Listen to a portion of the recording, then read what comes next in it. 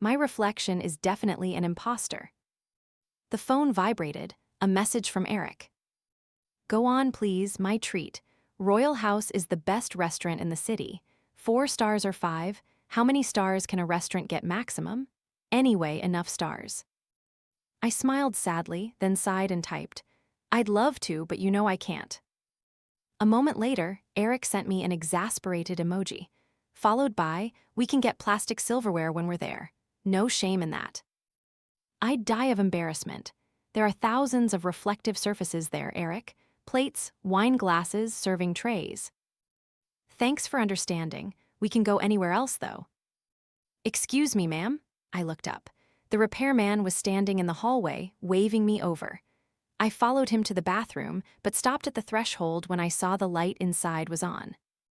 Could you come in with me? No. Thanks. He frowned but didn't ask further. Oh, all right, well. Here's the thing, the mirror is bolted to the wall. It's not as simple as taking down a painting, you understand? Oh, and what did you say the problem with it was? Mirrors don't just break unless they shatter. No, I mean it works fine. I'm just redecorating. He looked at me, raising an eyebrow, then blinked. Redecorating? And that requires you to remove the bathroom mirror.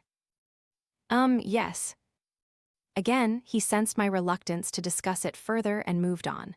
Well, then we can schedule a time, and I'll take it down for you. It won't be cheap, though, and I'll need written permission from the landlord. I swallowed. Damn it, permission? No, he won't give it. I mean, maybe he would, but I pay rent here, and he said I could rearrange things. This isn't rearranging, ma'am, or redecorating. This is structural renovation. We'd have to do permanent work to the wall behind the glass. Once a big one like this comes down, it can't be put back up. I stared at the mirror in frustration. I'm sorry, he said. Truly sorry, but I don't see any way we can do it. Not without going through proper channels, you understand. I nodded.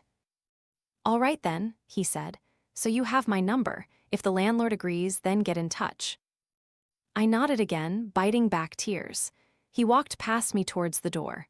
At the apartment door, he paused, bag in hand, and glanced at the TV covered with a blanket. May I ask why you're so afraid of mirrors? No offense meant. Thanks for coming, I said, closing the door and cutting him off. I heard him mumble, crazy bitch, then walk away. I leaned against the door, then slid down, clutching clumps of my hair. They always ask why. They always have to know. I shouldn't have rented this cursed place. On the kitchen counter where I'd left it, my phone vibrated. I stood up and checked. 3 messages from Eric. Oh, all right, maybe we can do something outdoors. Then. Quiet no. Then. Are you there?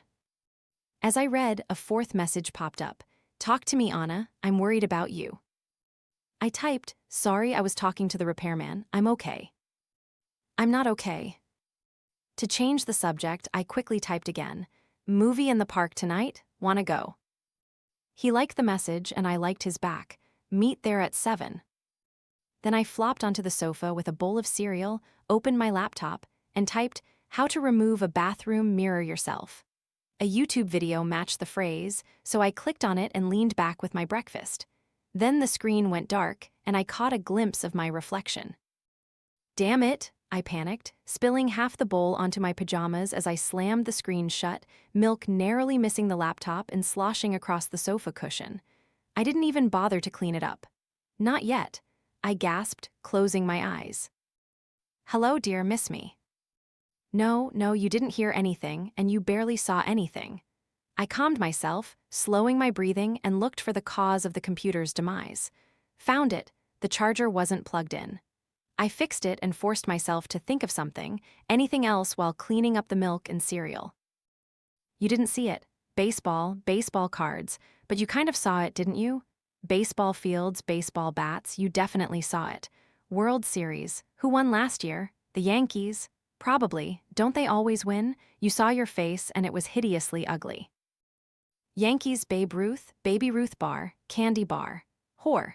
Snickers Milky Way, the Milky Way Galaxy Andromeda, ugly bitch, I've never seen that movie, or Battlestar Galactica. You know you saw me, you know you saw that zit, I don't know if they have them. Sci-fi shows probably don't have good budgets. Star Trek is a big deal. Eric saw that zit and didn't say anything. He doesn't really love you. Star Trek, Star Wars, Yoda. Always thought that was funny, him talking backward. Eric gets you, he makes fun of you, he makes other women, Luke Skywalker. Sky, beautiful big blue sky, probably Bait or Melissa. He always thinks they're cuter than you because they are. He doesn't love you. The sky is beautiful, you're ugly. He's using you to get to them. Before I knew what was happening, I'd opened the laptop. I couldn't resist. I looked back at my reflection. There was a huge, ugly, throbbing zit. Then the device restarted and the image disappeared. I feverishly ran my hands over my face but felt nothing there. No blemish, no zit. It's there, the voice in my head said. Your mind is playing tricks on you. Anna, but I don't, it's there. I stood at the bathroom threshold for a long time before entering, and I stood before the mirror even longer before turning on the light. But I could only look at my reflection for a fleeting moment. Once the room lit up, I gasped and buried my face in my hands. Look at me, I don't look like that. I can't. You do. I looked back through my fingers. It was there, on my left cheek. How had I not seen it before? How long had I been walking around with that? I touched my face. Something so big, so infected, it must be dug in, right? But I felt nothing. My face was smooth. Don't trust your mind, trust me. I stepped to the mirror, leaning in. The zit was bright red, like an insect bite, but worse. Putrid, throbbing, utterly disgusting. I ran to the kitchen, got lemon juice, soaked a cotton ball in it, and applied it to my face for a while, trying and failing to distract myself with some trashy TV show. But when I returned to the bathroom, I was horrified by the result. The zit looked bigger somehow. What the hell? I squeezed my cheek. In the mirror, the zit oozed pus and slime. You diseased bitch, look at you. You think Eric wants to see you like this. I stopped, looking up a little, and what's that? A unibrow. Do you have no self-respect about your appearance? I touched the space between my eyebrows. It felt smooth, but the image wasn't lying. Perhaps it had been a long time since I'd plucked. See, I'm just showing you who you really are. I blinked, wiped away tears, and ransacked the drawer, throwing dental floss and tampons and cotton balls and bandages all over the floor. But I couldn't find the tweezers. You messy bitch, I yelled and ran to the bedroom, where there were no mirrors and the curtains were always drawn tight, and ransacked the drawers there. I did the same, throwing pens, notebooks, medicine. My old diary was buried at the bottom, dusty. There. I grabbed the tweezers and ran back to the bathroom, but I stopped cold again before I began to pluck. Right, your nose has always been like that, crooked and distorted like a witch's. I leaned closer, moving my head up and down and around, wanting to know why I had never noticed. Because you're both stupid and ugly, and if it weren't for me, you'd never know. I felt something wet run down my face and wiped it away. My own tears. I hadn't even noticed them. Pathetic. The TV was on, but I was too engrossed with my phone to notice. Nose job options, prices, local doctors, free consultations. Did I really want a nose job from a place that offered free consultations? Did I have enough money not to? On the TV, swimwear models danced behind before and after photos of a woman who had lost 33 kg with a new diet supplement. Another man had lost 18 kg and looked great. Oh my God, they're so beautiful, look at them, toned, happy, perfect. I looked down, I don't look fat.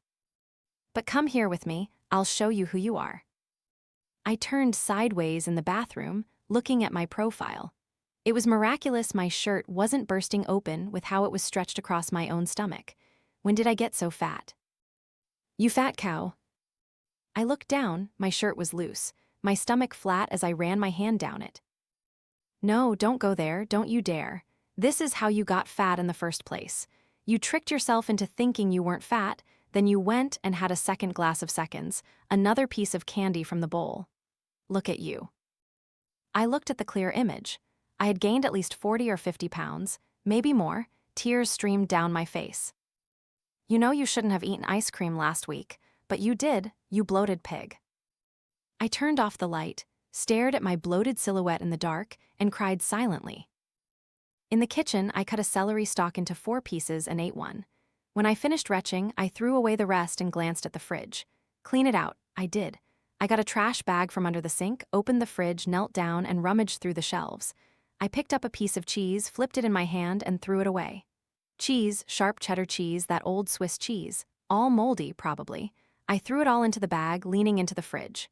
Milk. What do you need milk for? Coffee, cereal, things that make you fat. It went into the bag. Apples. Fruit is fattening, they say. Stick to vegetables. Maybe not even vegetables. I threw the apples, a half-opened bag of grapes, butter. After a moment's hesitation, I threw the carrots too. Trash, just like you. Ice cream, gone. Orange juice, pathetic. Leftover takeout. Surprising you didn't eat it all in one sitting, you pig. I threw everything fat, disgusting in that fridge until it was empty. The pantry. I yanked them open, trash bag in hand. Spaghetti. Do you like buying new, bigger clothes every month? Throw it away. Eating makes you fat. Soup too. Out. I scrolled through old photos on my bed. They were all perfect. Bate, Melissa, 80, Rebecca, but not you. Look how ugly you look. Crooked nose, unibrow, yellow, crooked teeth, that big fat stomach. That's why you're in the corner. They didn't want you there, but they were too kind to say anything. I commented under one of the Facebook photos, delete this. A moment later, Bate replied, what, why, are you okay? No, I'm not okay. She would know that if she cared. I didn't respond to her comment or the message I received from her a moment later. Hey, are you okay? We miss you. Lies, lies, why would anyone miss you? I know, only I tell the truth. I know, I typed and deleted 3 or 4 different replies before giving up. A moment later, my phone vibrated. I wiped away tears and checked. Eric, of course. Yeah, oh, that's too bad.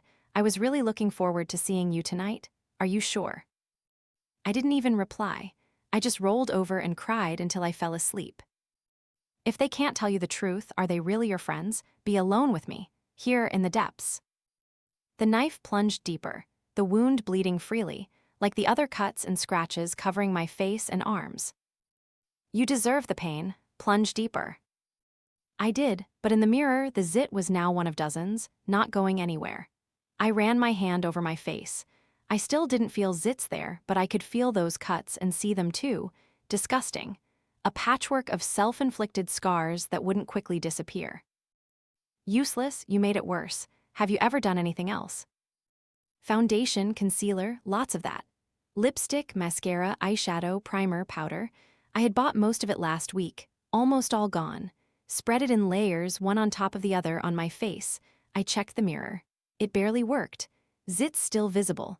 Unibrow too ugly to cover, no matter how hard I tried or how often I plucked. And I couldn't fix that nose with makeup, or those teeth, or my curly hair, or how one eye was lower than the other, or how my cheeks were both too bony and too fat at the same time. I slathered it all on anyway, obsessively. It mixed, forming a crusty layer. More and more, never enough, just like you. I threw another empty pen onto the pile of my torn photos scattered across the bedroom floor. I uncapped another ballpoint pen and scribbled on the yearbook photo, already smeared with bad writing and arrows pointing to my awful face. You were always so disgusting, worthless. I threw the photo down, not enough. I stomped on it, I tore it to shreds. It represents you, it is you, tear it. I did that too, again and again, until the largest piece was barely a square centimeter.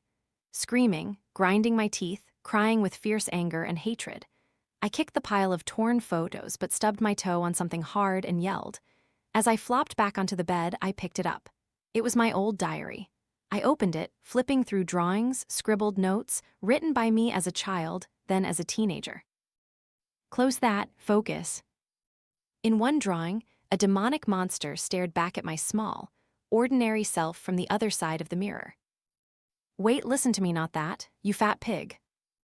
I continued reading. Don't listen to the monster in the mirror, one entry read. No, that's not you. I'm 14, I had written on another page. It's something else, something evil. Can I be evil if I tell the truth? Does it lie? Mirrors don't lie, I don't lie, your friends lie, you lie to yourself. You're reading lies right now. The imposter distorts your reflection. That's not you. Is that right? Do I? Come with me again. Anna, look at what you are through my eyes, or are you afraid? Shut up. What did you just say to me? Shut up, I defeated you once. You didn't defeat me. I flipped to another page in the diary. No mirrors, no monsters, I had written repeatedly. No mirrors, no monsters, no mirrors, no monsters. I had broken or covered every mirror, avoiding them ever since. See, you ran from me from the truth. Coward, you can't face it because I'm right about you. You know I'm right. Don't your mind mine. Don't, I screamed aloud. In my head, something giggled. No mirrors, no monsters. No mirrors, no monsters. No mirrors, no monsters. With determination, I went into the living room and threw the laptop at the TV. Both shattered. The TV fell and slid behind the stand with a crashing sound. Slide me then. I took a screwdriver from the drawer and unscrewed the brass doorknob. In it, my demonic reflection, the imposter, mocked me, sticking out its tongue, pulling faces. That wasn't my reflection. I didn't do those things. I saw it open its mouth and heard the same in my head. When they were loose enough, the doorknob clattered and fell to the floor. The door creaked open. I stood up, took a book, went into the bathroom, and turned on the light. In the mirror, the imposter mocked me, doing things I didn't do. It pretended to apply makeup to its face as I had. I felt an intense urge to do the same but held back. Then it pretended to pick zits, vomit food. Suddenly, I wanted more than anything to do both. But I didn't. I raised the book. It stopped trying to control me and instead stared at me, the embodiment of all my insecurities. Its eyes were wild and evil and full of hatred. What are you? Do it. It opened its mouth as usual, I heard in my head. All at once, I realized it didn't sound like me at all, like my own thoughts. Show your courage. I screamed and threw the book at the glass. It chipped. I picked up the book and did it again. A web of cracks spread. The imposter grinned, and in the broken glass it looked even more distorted, more evil. Suddenly it threw itself forward and punched its fist against the other side of the glass, mocking my attempts to break it. I staggered back, startled. Then it barked at me like a dog, repeatedly. I was paralyzed with fear. I closed my eyes. No mirrors, no monsters. No mirrors, no monsters. No mirrors, no monsters. I threw the book again and again. The glass cracked, the mirror shattered and broke into a million pieces. The reflection disappeared. Do I? It giggled again. I collapsed, sobbing. All my determination, my resolve, and I just. You're mine, no, I have it. Don't, please, no, I broke you. I broke you, I cried. I had no answers.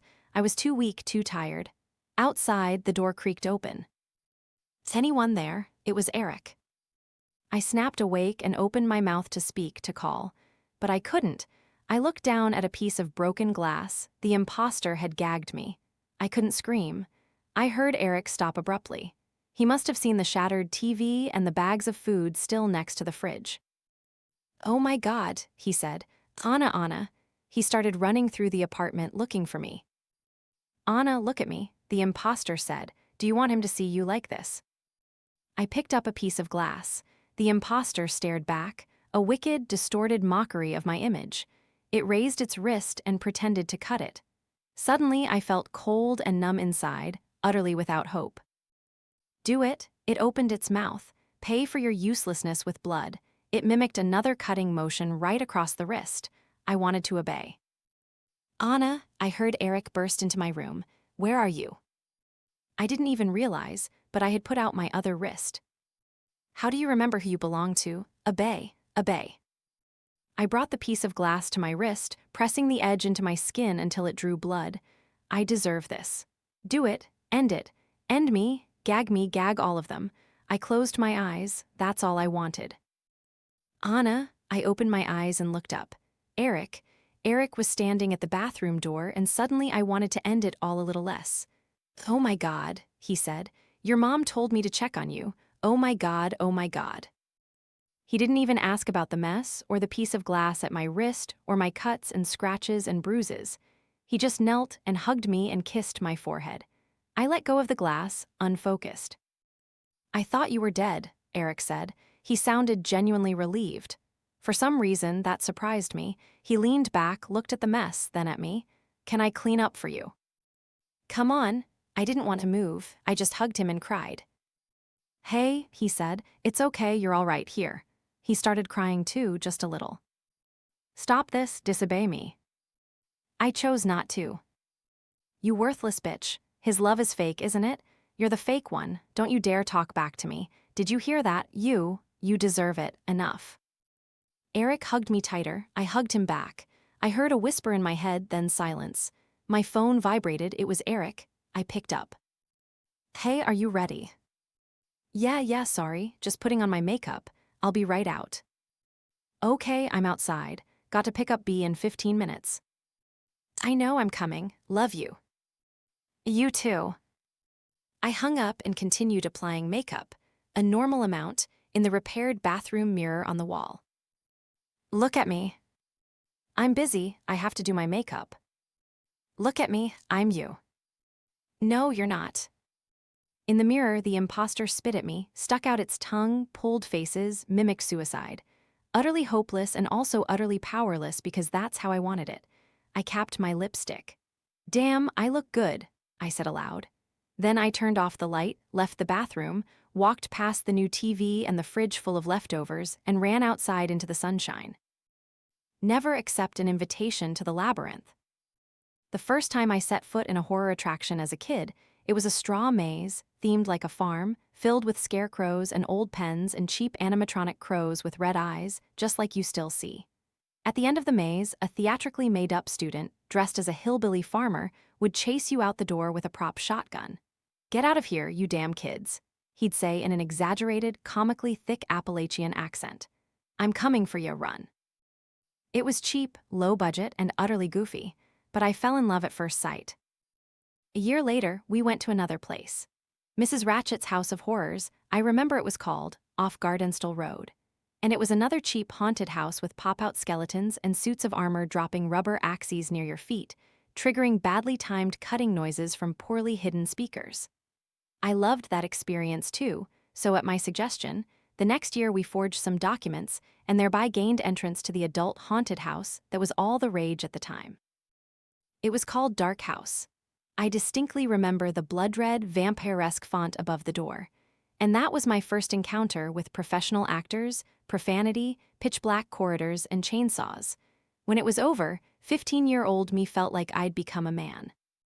But gradually, these types of places lost their charm. I tried to elevate the experience a bit. Seriously. I traveled to all the most haunted places in the state and beyond as soon as I was old enough. During that phase, I visited many real haunted houses where nothing happened. Several award-winning overnight locations where I simply won by falling asleep. And 2 of the notorious adult haunted houses in Vegas, where you had to sign waivers and agree to significant physical contact, but not that much. Those places were effective, for sure. But after the second time at one of those, even they lost their value in my eyes. I craved real fear by the time I was 27. And that's when, on a deep web forum for adrenaline junkies like me, I first heard about a place called Labyrinth. It was mentioned quite casually by another member. And when I asked for more information, the answer was frustratingly vague. Can't say much, they said. They'll contact you if you want to participate. All right, in my experience, rarely is any experience scary enough to justify that kind of pretentious mystique. I closed the forum and completely forgot about it by the end of the weekend. Then the black envelope arrived with a black letter inside. Of course, and elegantly typed. Inside was the word Labyrinth, and below it an address and a time. With that name, I thought Labyrinth would be a maze or one of those horror-themed escape rooms. But instead, I found myself looking up at a palatial, impossibly large mansion, complete with spires and wings and all manner of lavish architectural additions. It was truly magnificent. I'd been to the Biltmore in North Carolina, and that estate wasn't more impressive than the one before me. On the door was a second black letter, simply stating, "Labyrinth, find the heart to escape." And though I had been initially skeptical, I was now quite intrigued. In the context of this location, those vague letters now seemed more elegant and reserved than artificial. So, with a strange optimism, I stepped inside, closing the door behind me. It locked itself with a soft click, and I couldn't see any mechanism to open it from the inside. The interior of the place was as beautiful and exquisitely decorated as its exterior. It was luxurious and clean, perfect, and utterly empty. "Anyone here?" I said. An echo replied. I waited a moment, then spoke again. "I'm Andrew Owens, received a letter in the mail yesterday, told to be here at 3 p.m. today, so here I am." Silence. I checked my phone for the time, and it confirmed I was punctual. "This must be a game," I thought, recalling the letter. "Find the heart to escape," it read, brief, vague, open to many interpretations. I pondered the possible meanings and assumed I had to prove my courage, my heart, to be allowed out. The isolation was a new aspect, and the thought that if anything happened, there was no one here to help. It made me a little scared, and I loved that. I decided to explore in no particular order. The mansion had on the first floor and near the living room, a cloakroom, a living room with 2 separate fireplaces and multiple superfluous seating arrangements. A large study with a beautiful $1,000 mahogany desk placed by the window and more books on ceiling-high shelves than in the largest public libraries and every private collection I had ever heard of. A billiards room, a grand banquet hall with full wine goblets at every place setting, a kitchen in the back with a bowl of fresh fruit on the counter, and a gallery hung with luxurious portraits of young, beautiful people whom I presumed were the mansion's owners or their relatives, though I didn't stop to see if there were information plaques. A central portrait of a woman in a green dress was particularly striking. Striking but not scary. Now I didn't much like that. I came here for thrills, didn't I? Didn't I? But besides the grandeur of the place, I wasn't sure what made it a frightening experience rather than just an elaborate puzzle. But I got my answer soon enough.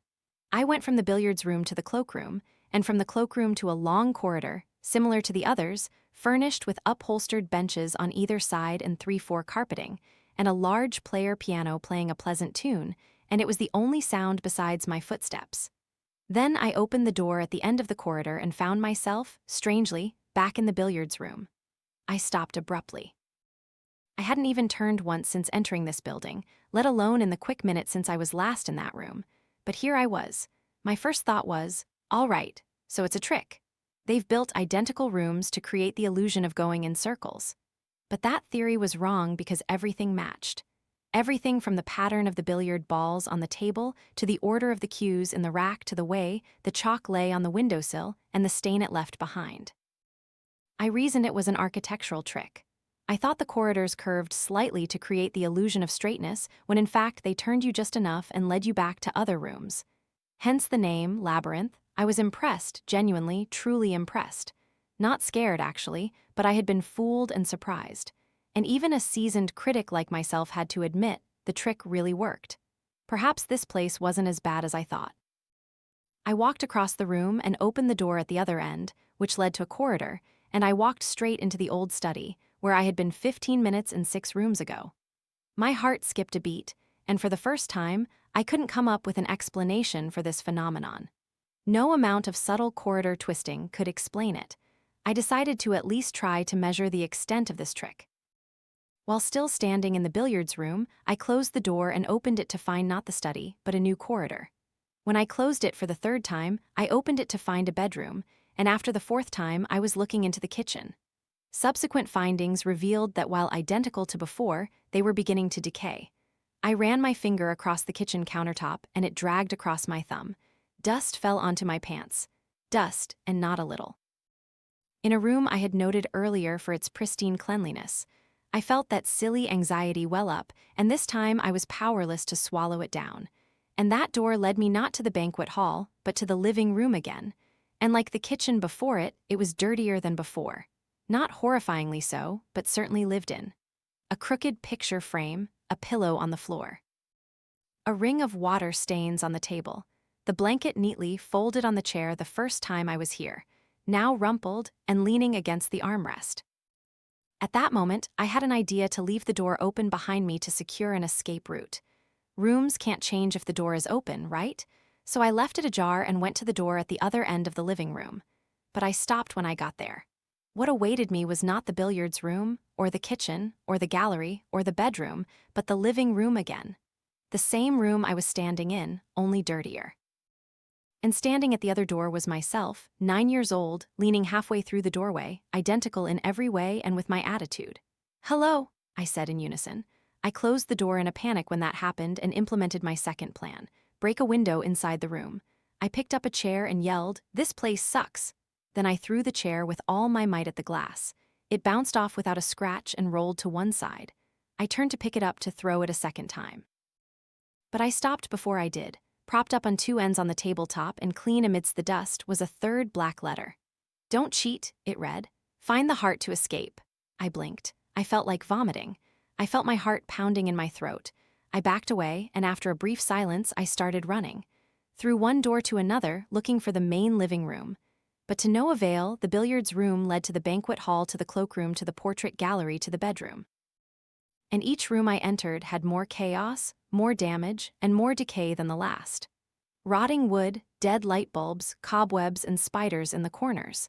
But the main living room never appeared, and after the third time passing through the study, I collapsed next to the table leg to catch my breath.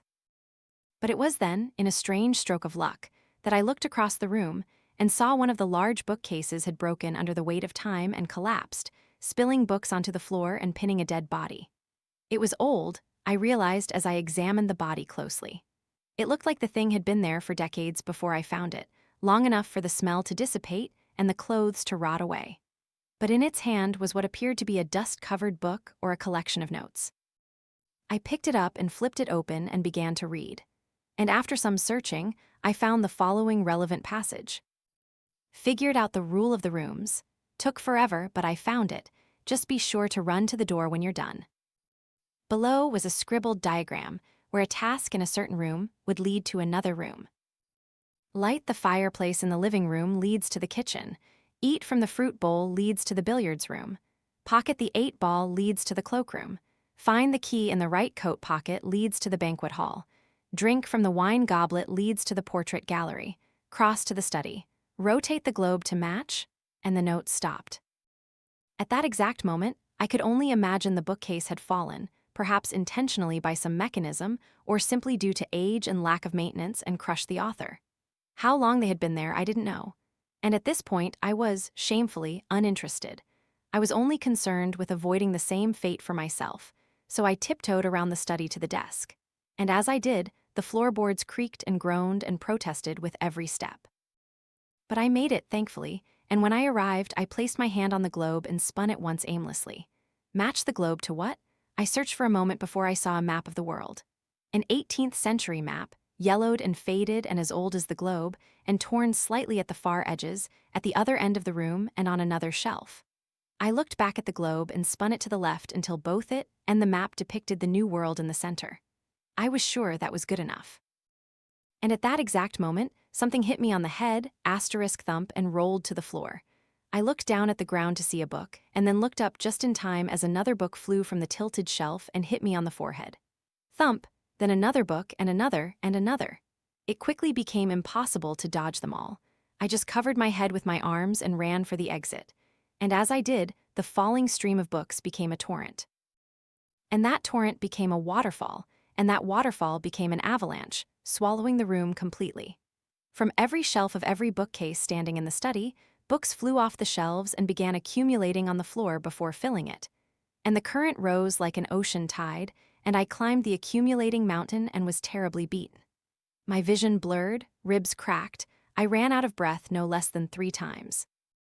And when I reached the far end of the room near the closest exit, a tsunami of books and encyclopedias and pamphlets and leather-bound collections and hardcovers had peaked and began to collapse towards me with a terrible, earth-shaking roar. I dodged to the left to the door a few seconds before being swallowed. I pushed it open and tumbled into the next room and kicked it shut with a loud asterisk clack. And as I did, strangely, no sound could be heard from the other side. No falling books or collapsing shelves or anything breaking as if all of it had been there from the beginning, nothing at all. I checked and patted myself all over to make sure. No breaks or bruises, thankfully, and I allowed myself to rest and breathe. "Oh my God," I said. "God, all right, I'm okay, I made it, I got through." After a moment's rest and recovery, I looked around the living room where I had been many times, and I remembered the instructions from the note. Light the fireplace in the living room. All right, easy enough, right? Just matches and kindling or something. I looked around the room and found old newspapers and tinder already in the fireplace. On the mantel were matches. I took the last stick from the box and struck it across the edge, and it gave me a small flame. I tossed it in. But before I could start walking to the kitchen, that fire caught and flared up with horrifying speed. Then a second later, another hiss, I turned and saw the other fireplace in the room had also been lit. And before I could process this development, its fire spread as quickly and frighteningly as the first. And they leaped from their frames and caught onto the old rug and began to spread. The chimneys in this dilapidated place were so clogged with soot that smoke immediately spread into the living room and began to fill it. I fell to the ground when I realized this and began to crawl. But the fire was much faster than me. Within a minute, it had consumed the closest chair to the door. Then it reached the table, and that old, untreated wood ignited at the same time and cracked and broke and turned to ash. And soon I felt the flames licking at my feet and crawling up my back. And I abandoned all attempts to crawl and stood up and began to run. I leaped over the second chair and the table there just as the ceiling cracked and collapsed behind me. But as I reached the other set of furniture, the fire from the second fireplace had consumed it all, caught onto my pants, and spread to the rest of me. I was engulfed in flames within seconds, and all the screaming and all the thrashing did nothing for me. Soon my hair was singed and my clothes were burned away and my own skin began to blister and boil and blacken and melt. The pain was indescribable, but I knew there would be water in the kitchen, so with my last ounce of strength, I staggered to the door and opened it and entered and closed it behind me. And I stopped and I patted myself a second time. I could breathe. I realized I could breathe and I had hair and what the? I was completely untouched by the fire. Even my clothes were just disheveled as usual. I leaned against the door and closed my eyes and recomposed myself. I opened my eyes. I was in the kitchen as expected. And yes, it was dirty and dilapidated like the rooms before it, if not much more. The light had long been out, and the old wood was moldy and rotting, and the hanging pots and all the scattered utensils were crooked and broken. And then I saw the objective on the counter. Eat from the fruit bowl leads to the billiards room. And that bowl was no longer full of fresh fruit. Instead, its contents were merely a completely rotten, moldy mush. A swarm of flies buzzed above and around it. I said aloud, "No way. No, no way." But I knew even as I spoke that I had no other way out. I approached the bowl and squeezed my eyes shut and reached my hand in past the congregating insects and ate. And I grabbed what felt like it had once been an apple.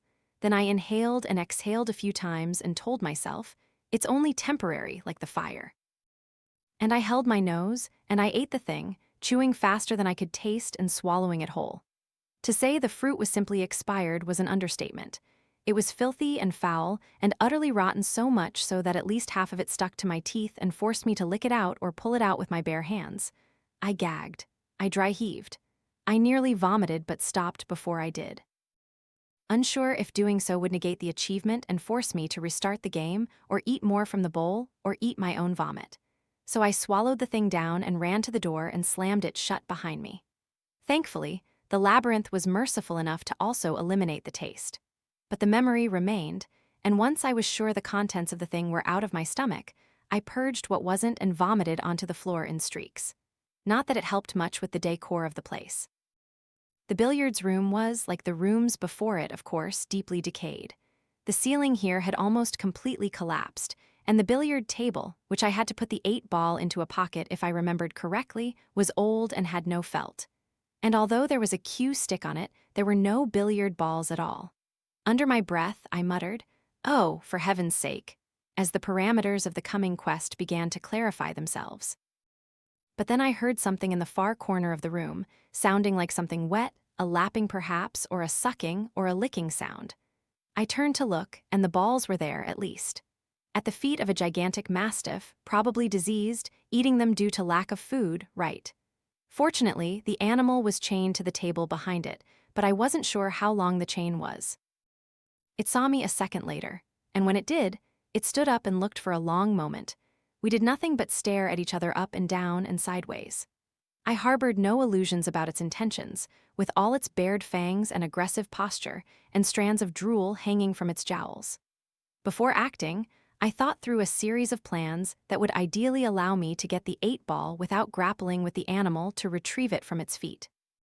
Among the discarded ideas was one where I used the billiard cue, at least, to knock the dog unconscious from a distance before getting the ball, and one where I tried to distract it.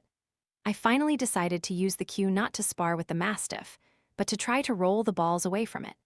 Any direction I could get them to move would be a victory, I reasoned. So, after tossing the dog a piece of wood to chew on, I knelt down and began poking at the drool-covered pile of billiard balls. They scattered, but I was too focused on hitting the 8-ball head-on and pushing it towards me to pay enough attention to the dog. It turned out it had gotten bored with the piece of wood, and it lunged at my cue stick and clamped its jaws on it and threw it. And I followed, imagining a drum. I rolled back onto the floor, and before I could recover, that terrifying growling dog was charging at full speed and with demonic, evil aggression. The chain kept it from my neck, at least. But after a panicked struggle, it bit my ankle and pulled me, and I writhed and clung to the ground and dug my fingernails into the polished wooden floor. Back into its corner. Two things happened in my favor then. First, the struggle sent the billiard balls flying across the floor, the 8-ball among them. And second, I twisted and kicked the beast in the jaw with my good leg before it could pull me back far enough to deliver a fatal blow. I broke free then and limped to the 8-ball and placed it on the table and got a new cue from the wall. I set the shot, my darling. Come on, come on, come on, and put it in the pocket. All right. But half a second later, the dog broke free of its chain and charged towards me. I had an Olympic second to react. I flipped the table to jolt the mastiff and ran frantically for the exit while it ran frantically for me. But it got to me first, unfortunately, and it growled and lunged, and I held it at the throat an inch from my face. Its breath stank like the apocalypse, like meat and bone and disease and rot. I gagged and pushed and scrambled back towards the door, and it lunged again and knocked me down and began to bite my bad leg for a second time. I screamed and I thrashed, and my hand found a broken billiard cue under the overturned table. I grabbed it and stabbed it into the dog's mouth and scrambled free while it whined and clawed at the wound. I didn't wait to see if it would remove the wood. I just limped into the cloakroom and slammed the door. The pain subsided. 3 more rooms, 3 more rooms, 3 more rooms. I opened my eyes after a while and patted myself again to make sure. I was intact. The corpse in the study indicated that these dangers were not mere illusions, but everything at least seemed to reset each time a door closed. Assuming the player was on the other side. I looked around the cloakroom, a flickering overhead light bulb in the center of the ceiling, providing just enough light to illuminate the coats, but not the floor. I didn't pay much attention to that once I remembered the instructions to move on. Find the key in the right coat pocket. Of course, there were dozens and dozens and dozens of coats hanging in that place. Leather and tweed and business wear and windbreakers and trench coats and countless other styles. I started with the nearest one. There was nothing in the pocket but lint. The same awaited me in the pockets of the next 4 coats, but it wasn't until the 5th coat that I realized it wasn't lint. What was that? I yanked my hand out of the pocket and saw a red mark with a ring and a puncture wound in the center. I blinked, then I returned to the coat and took it off the hook and held it upside down until the contents of the pocket spilled out. I didn't hear the metallic sound of a key falling to the floor, but even in the dim light, I could see the spider fall to the ground and run into the darkness. I looked at my hand. It was starting to swell and fester, and less than 10 seconds had passed since I was bitten. From that point, I chose to empty the coats rather than reach into the pockets, and sure enough, each one contained at least 1 and at most 4 spiders per pocket. By the 20th coat, there was a constant swarm scurrying around me as the swarm swept across the floor, going this way and that and up my arm and up my leg. Still no sign of the key.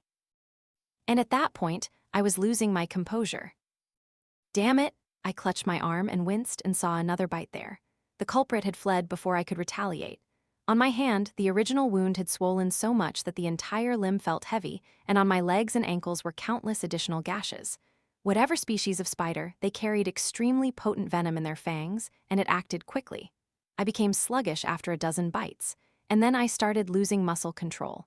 I tripped over my own feet, and my breathing slowed. And when I found the key in the right pocket of the 41st coat, I counted them as I went. I could barely see straight. I grabbed it, but I collapsed almost immediately after. And then the swarm came from the darkness behind me and in front of me, and on both sides and above me. Spiders poured in. Only adrenaline gave me the strength to stand up, but even that was a challenge far beyond anything I had encountered so far. My body was covered in swollen welts and stinging bites from head to toe. There were spiders on my hands, spiders in my shoes, spiders in my clothes, everywhere and on my neck and on and in my face. Each one was biting and eating as I stumbled clumsily to the door, each step like a mile. And when I slapped my right hand on the doorknob and after a painful effort inserted the key miraculously, I hadn't dropped it once. Doing so would surely have been a death sentence. Those things were in my ears and in my nose and in my mouth.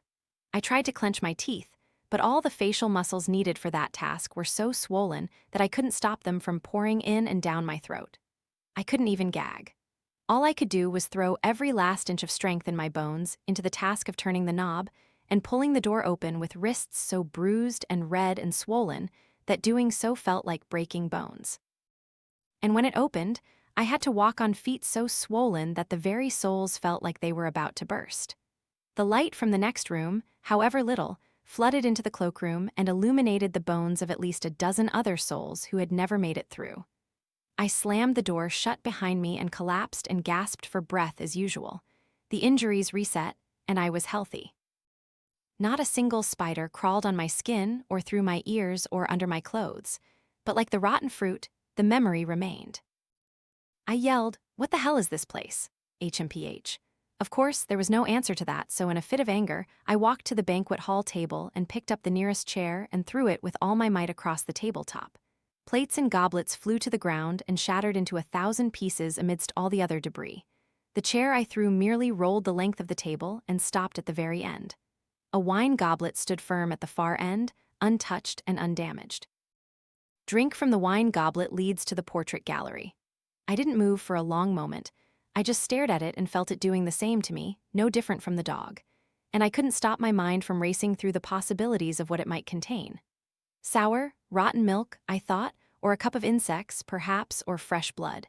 And at that point, I was so exhausted and disheartened that just thinking about drinking the disgusting contents brought tears to my eyes. But I still put one foot in front of the other and advanced towards it. And though perhaps unwise, I looked inside. It looked like wine. I saw that, so I smelled it, and it smelled like wine. Then I picked up the goblet and swirled the drink a little and saw that it had the consistency of wine. I wiped my eyes and resolved, and certainly located the exit behind and to the left, and held my nose and drank the thing. It tasted sweet, unlike any form of wine as I expected, but sweet and thick and cool and refreshing. I drained the glass, then I wiped my mouth, and just as I turned towards the exit and the thought occurred to me, too easy. What's the trick? I realized that now strangely. 2 exits. Not 2 exits in any particular way, but with my vision so blurred, I realized there were 2 of everything. Actually, 2 doors, 2 sets of legs, 4 hands, 2 tables, 2 wine goblets. I thought, strange. And then I collapsed to the ground and once again was completely unable to coordinate movement and thought and visual perception and breathing. In fact, it was extremely painful, difficult to breathe. Every breath I inhaled carried fire, and soon the poison had swollen my throat shut until no air could pass. I tried to gasp for breath but couldn't. I tried to reach into my mouth and pry open my airway, but that effort also came to nothing. I dry heaved and convulsed and struggled and clawed at my throat, and made every desperate gasping motion without receiving any air at all. The last coherent thought I had was, as usual, that salvation could be reached at the exit and nowhere else. So with my body protesting, I ordered it to stand up, and then I staggered and swayed and tilted and fell in the direction of that door and picked myself up and fell again. But this time a little closer, and with knees full of wood splinters. Soon, even the meager light in that cursed room was painful, and every move I made was agonizing and heavy and difficult, but I had come too far to give up now. Just as I began to lose consciousness, I reached the door and threw it open and fell through. Only when I slammed it shut could I breathe again. "You haven't got me yet, you bastards," I said and coughed violently. "Not yet." The portrait gallery awaited me now. Cross! I had now dismissed the illusion that any room in this insane place would be easy to deal with, and the more vague the instructions, the harder they were to follow. So I looked around for potential dangers and saw nothing. No spiders, no dogs, no fire and no poison or falling books, not even true darkness in that place.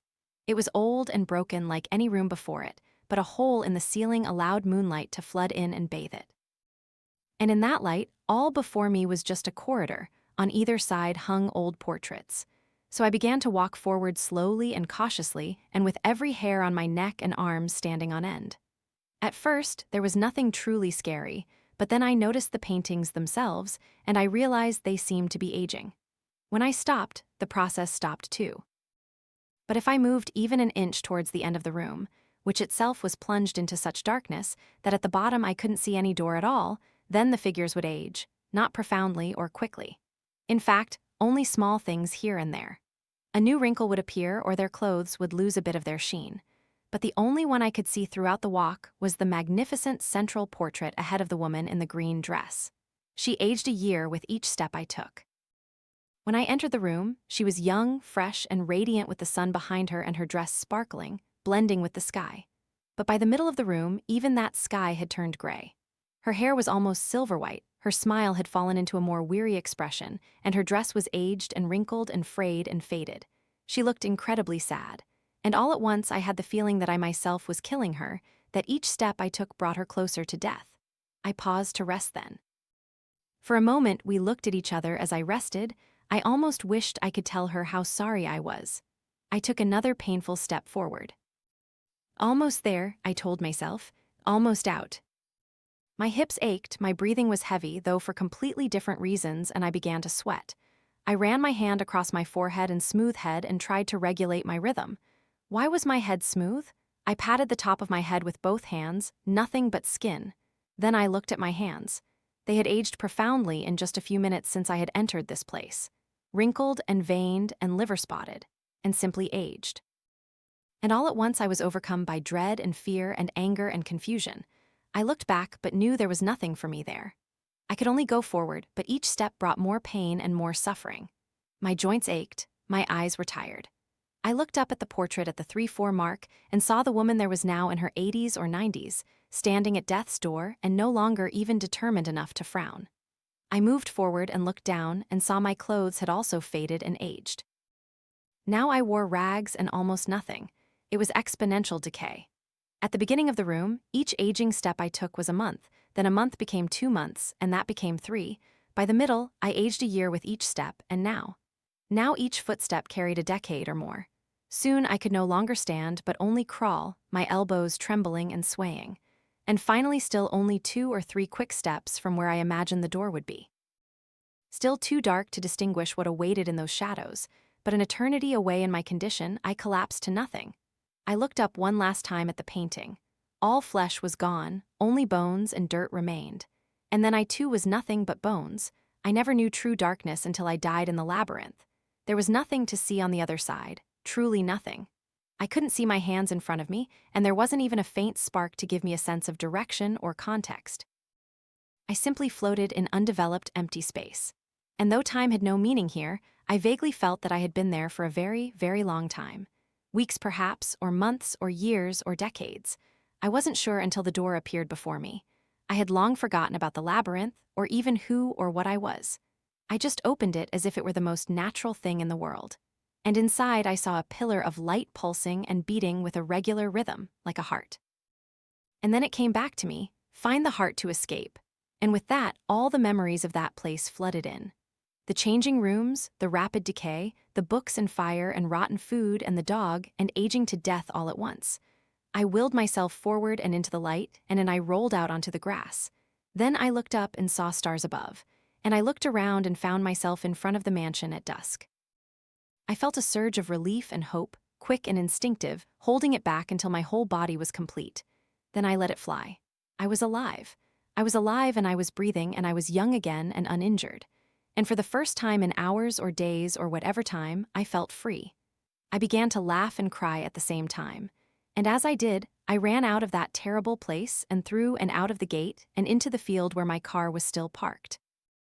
I got home an hour later and fell into a deep and peaceful sleep.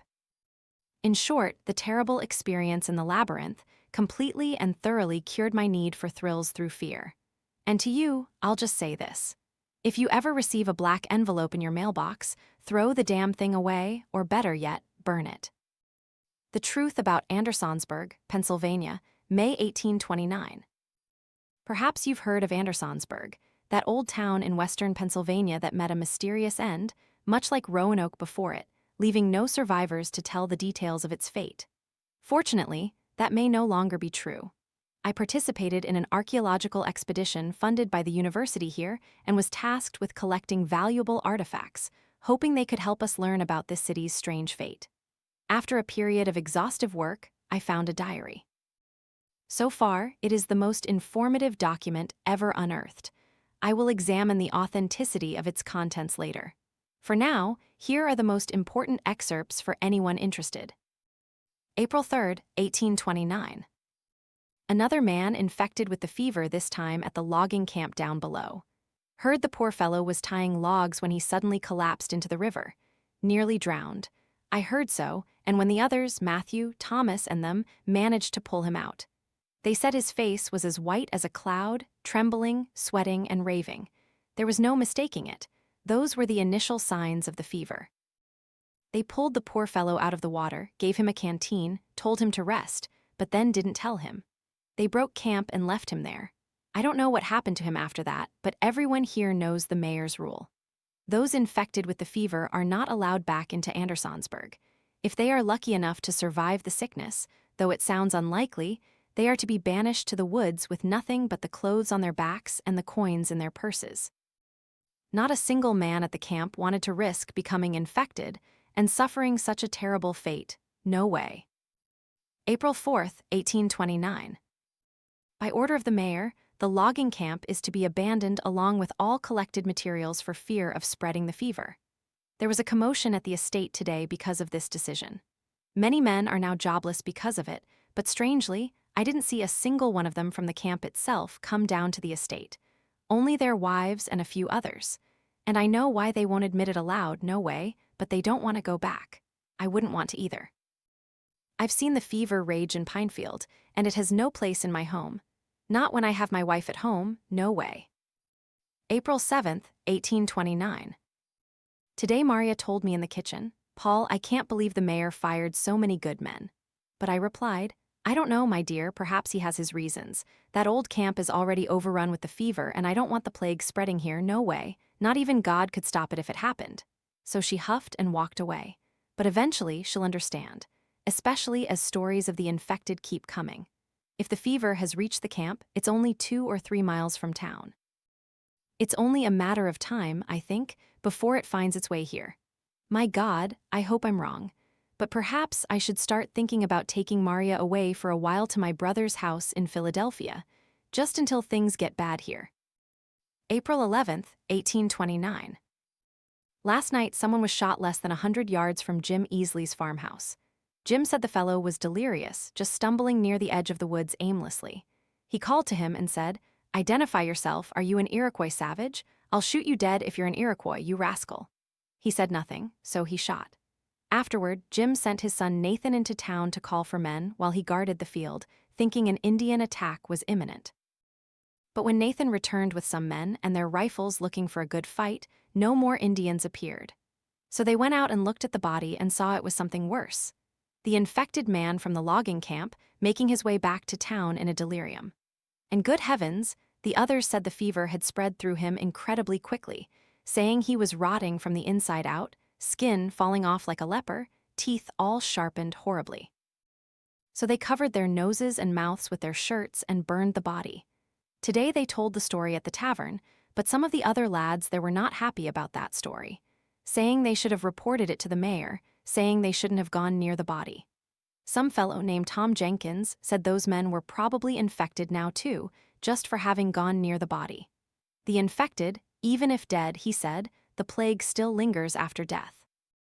Then he stormed out the door, and the innkeeper told the storytellers to leave. I left too, not daring to risk contracting the fever, no way. April 15, 1829. Today Jim Easley didn't show up at the office, and everyone there knew the story about shooting the infected man, so rumors began to spread. No one had heard any news from him. His clients came by, and all we could say was we hadn't seen him. Come back later. They did, but they weren't happy, not at all. I like Jim, though he's a bit naive, so I told myself I'd stop by his house after closing to see what was happening. I know I shouldn't, but if he was sick, I'd know for sure and wouldn't go near him. I just hope it's not the fever. My God, I hope it's not the fever. I arrived at his house around dusk and his wife Sarah opened the door. She's a kind soul, indeed, but although she smiled brightly at guests, I could see she was worried about something. So I doffed my hat, placed it on my chest, and said, "Good evening, ma'am." I stopped by to inquire about Jim. He didn't come to the office today, and I was hoping to see him. Then her smile faded, and she said, "You're very kind, Paul, but Jim is ill, and he won't let me or Nathan into the bedroom. All I know is he's sweating and can't keep food down." Then my smile faded, and I said without hesitation, "Sarah, I suppose you heard about the visitor from earlier this week. The man Jim shot." She said, "The Iroquois scout? Jim said he shot him dead." I said, "Sarah, that wasn't an Iroquois scout, that was the infected man from the logging camp. Jim and the other men burned the body when they found out it was him," and her face went as white as a ghost. And she just said, don't lie to me about my Jim." Then she slammed the door in my face. I hope she calms down and gets Nathan out of there soon. He's a good kid, and she herself has a kind heart. They don't deserve this. Fortunately, on my way home, I met Dr. Armistead and I told him about Jim. Perhaps he can help. May 16th, 1829. Maria woke me up early this morning and she said, "The Easley family is gone. The Easley family is gone." And I was tired, so at first I didn't understand what nonsense she was talking about. But then I remembered Jim, Sarah, and Nathan, and I said, "What do you mean, gone, dead gone?" She said, "No, the doctor said Jim had the fever." Paul, some men with rifles dragged the entire Easley family out of their house and drove them out of town. Some people said if they dared to return, they'd shoot them dead. So I felt guilty for having betrayed them. I threw off the blanket and ran outside down the street. Sure enough, the Easley house was burning fiercely. The whole town was standing there watching it burn without a shred of pity, except for the preacher. And as I ran up, I heard people talking about anyone else who had come into contact with the body of the fellow from the logging camp. Then I heard other names mentioned. David Brody, John Green, Will Benson, Hodges. The townspeople said they had to find those men and drive them out, or the whole town would catch the fever. One girl said, "Why don't we just shoot them dead?" And another fellow replied to her, "Then we'd have to dispose of the bodies. Do you want to go near that thing? The plague still lingers. It's better to let them go on their own 2 feet."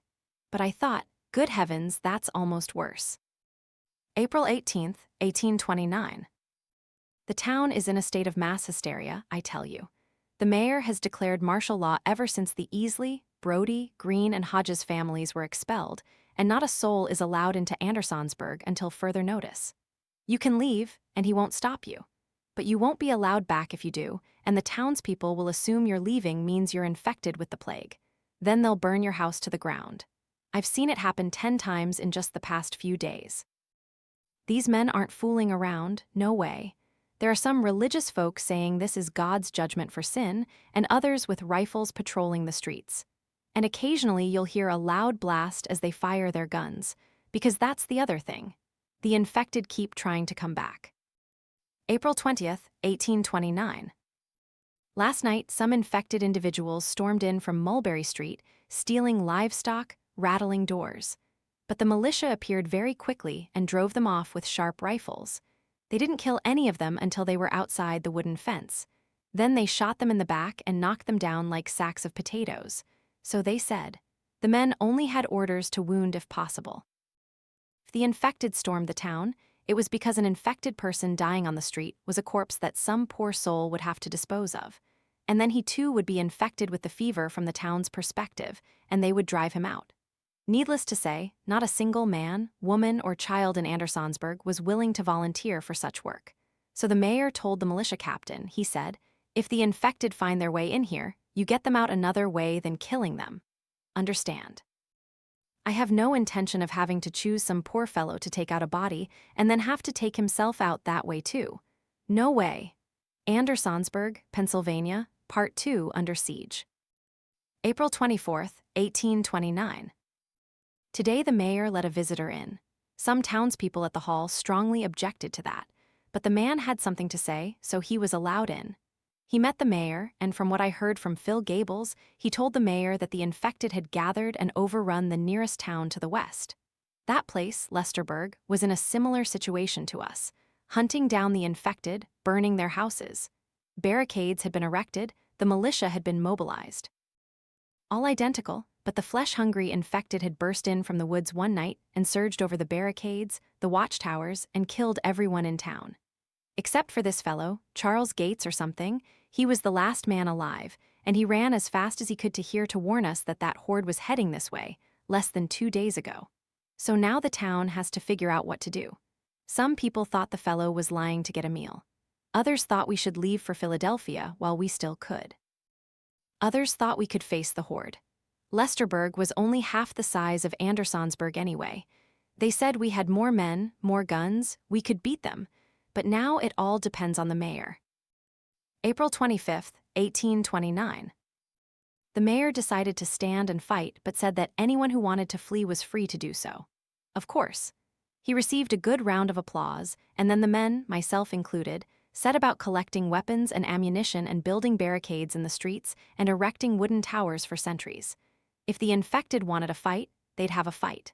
According to Charles, we should expect the horde to come from the southwest, near the Pike Road sometime in the next 12 hours. He said there were hundreds, innumerable, all rotting and bloodthirsty and crawling like animals. We have about 240 men with rifles and enough ammunition for about 180. Plus 30 sharp sniper rifles for the marksmen on the towers, and even 2 12-pound cannons looking down the Pike Road from 2 angles, and we have a good force to defend the town. But I could see in everyone's eyes a fog of fear. Tonight I will spend the evening with Maria, and the 2 of us will try to forget everything. By the door is my rifle, of course, and in my satchel all the ammunition I could find. If I hear the church bell ring at any time, I will have no choice but to grab my gun, kiss Maria perhaps for the last time, and run to the southwest barricade to fight. However, if the church bell rings a second time, everyone knows what that means. The infected have broken through the defenses. That's when it's time to head for Philadelphia. So I told Maria to keep our valuables ready. April 26, 1829. Today I took a walk around the edge of town. We have a strong fence. Some of the brothers on the northwest edge even dug trenches, and the entire militia, even Captain Gaines, voted Booker Downs to lead the defense because he fought with the mountain men in the Indian Wars and has experience. So he gathered a few horses and sent 1 rider to Philadelphia to call for support, and then 2 more riders with orders to scout the outskirts of town. 1 to the west to detect the horde, and the other to another direction to ensure they weren't coming from elsewhere and report back what they found no later than mid-afternoon. So they all went, and the rest of the brothers returned to the work of repairing the defenses. By now, we've managed to scrounge up another 12 rifles and about 40 pistols and every blade we could find. The butcher was kind enough to lend us some knives, and in the town armory, Brick and I packed a few dozen rusty bayonets and distributed them evenly to the front. Now we have an army here, brothers. I just hope it lasts through this night. Still no news from the scouts. Downs was worried, so he went and sent 2 more riders and said, "You 2 just go no more than a mile, understand? Then come back and meet me." So they went. One of the new scouts galloped back, and he was breathless and told Downs, "They're not just coming from the west, sir. I spotted a large horde to the northwest and north, and they have horses, a whole lot of them." And Downs said, "What do you mean horses? As if they've eaten horses?" And the scout said, "No, sir, they're riding horses like cavalrymen, things that look dead, rotting skin with the same red eyes as the infected, and they're moving fast, sir." And he had barely finished speaking when the church bell rang, and I looked up, and everyone looked up, and we saw young Johnny Billings up there, waving and screaming frantically and pointing west. So we looked west, and they were there suddenly, a whole horde of infected running out of the woods and up the hill towards the barricade. So we all ran up the wall and aimed our rifles. And Downs said, "Fire the 12-pound cannons." So they fired, boom asterisk, and a few infected flew up. But then more and more were coming, more and more. Then the marksmen started firing from the towers, and they took down those bastards as best they could. But the horde came closer, and soon they were within rifle range. So me and the brothers fired a volley. And when we reloaded, the row behind us fired, and then the row behind them. We stacked 3 rows deep at the choke points, and quite quickly. We had the infected piling up very fast, less than 50 yards away. Dead and more dead. But the rest of them kept climbing over the corpses and kept advancing, and we kept firing. But then the infected did something I had never seen before. As far as I could tell before, the fever made you unable to think straight, and then you didn't think at all. You were just an unconscious thing with rotting flesh eating and killing. But today, after about 10 or 12 minutes of fighting, the horde stood up and they all actually retreated. That told me a few things. Things that were discussed openly as everyone began to reload and get water during the lull. It meant these things were thinking. They knew they couldn't break our defenses, so they retreated towards the trees. They weren't finished. We could still see their damn red eyes glowing through the trees, but they had retreated. Perhaps they were afraid. The infected hadn't attempted another full-scale attack. Commander Downs thought they were waiting for nightfall so they could sneak in undetected, so he sent some men from each regiment out into the killing field and set up lights while others stood guard. As sunlight began to fade, we would have other men run out with torches and light those lamps. And hopefully, we could keep the field illuminated for firing throughout the night. We also had closer lights that could be lit from behind the barricade without exposing anyone. The sun was setting, we could still see the damn infected in the woods, and we heard rustling and footsteps, and Commander Downs said they might be bringing up reinforcements for another attack. Billy has good hearing, and he said he could even hear them talking out there. Growling, probably planning their next move. Meanwhile, the brothers on this side of the barricade were strengthening the barricades. Still no news from the 3 remaining scouts, but we had no hope of their return. Around 8 o'clock, we heard gunfire at the northwest barricade, so Commander Downs sent me, Butler, and Peyton to see if they needed help. So we went there, and the brothers said those things had tried to crawl through the tall grass for cover and were only about 100 yards from the barricade when the brothers spotted them and started firing. So we went back to Downs and told him, and he convened a war council with the regiment leaders and said that with that and the previous retreat, it was clear the infected were smarter than we thought. Emphasizing especially that no weapons should fall into their hands, not under any circumstances, no way. Now we are all still waiting for that big night attack. Sure as hell, the damn infected launched a second major attack on all barricades at once, sometime before midnight. Almost caught us with our pants down. We heard rifle fire from the sharpshooter towers, and then the 12-pound cannons firing, and then a volley of rifle fire from the northwest. Then they hit us twice as hard as before, and we fired volley after volley at them, stacked 3 rows deep to keep the bullets flying, and they fell to the ground and pieces of them flew. But they kept advancing. Then they started retaliating, although they were still 50 yards from the barricade. They brought rocks and started throwing them at us. Fistfuls of gravel flew through the gun's smoke, and they hit the brothers and knocked out teeth. The men started screaming when they were hit, and the 12-pound cannons were also firing asterisk boom boom every few minutes, and that tore apart large groups of them. But they kept advancing until they were right up against the barricade, and Commander Downs told the front row to start using bayonets and knives and axes. I remember how close those bastards came to taking a big bite out of my neck. Fortunately, Bruce stabbed the bastard with a bayonet in the head, and it fell. Not long after, the infected retreated again, but now we had a new problem. We had casualties. Some were bitten, some were exposed to the plague. And so now we had to do what we all knew we would have to do: eliminate the infected. Commander Downs came over and he looked closely at a poor fellow, his arm bleeding from a bite, and he told him to go out and relight the torches. The boy looked so sad, as if he knew what was happening, but he dared not disobey orders. So he went out, and as soon as he lit the torch, Downs had a man shoot the poor boy. He fell like a stone, dead before hitting the ground. That hurt all of us, I think. But we weren't done yet. Several other men were also infected with the fever, and so I and the others stepped back and pointed a few pistols at them. And we asked Commander Downs, "What do we do with them, sir?" And he said, "You know what we do, we send them out." So at gunpoint, we led the men to the gate, and they begged, they pleaded, but we had no choice. So they went out, and we said we would shoot them unless they went as far from town as possible. We all knew what was about to happen. And sure enough, as soon as they approached the woods, the infected ran out and dragged them in. We all watched until the screaming stopped and the bushes stopped rustling. A few here vomited, others cried. I just wrote it all down. My God, I hope Maria is as far from this hell as possible. April 27th, 1829. We slept in shifts last night, and fortunately there were no other attempts by the infected to storm the barricades. But we are tired, all of us are dead tired. I'd be surprised if anyone got any real sleep.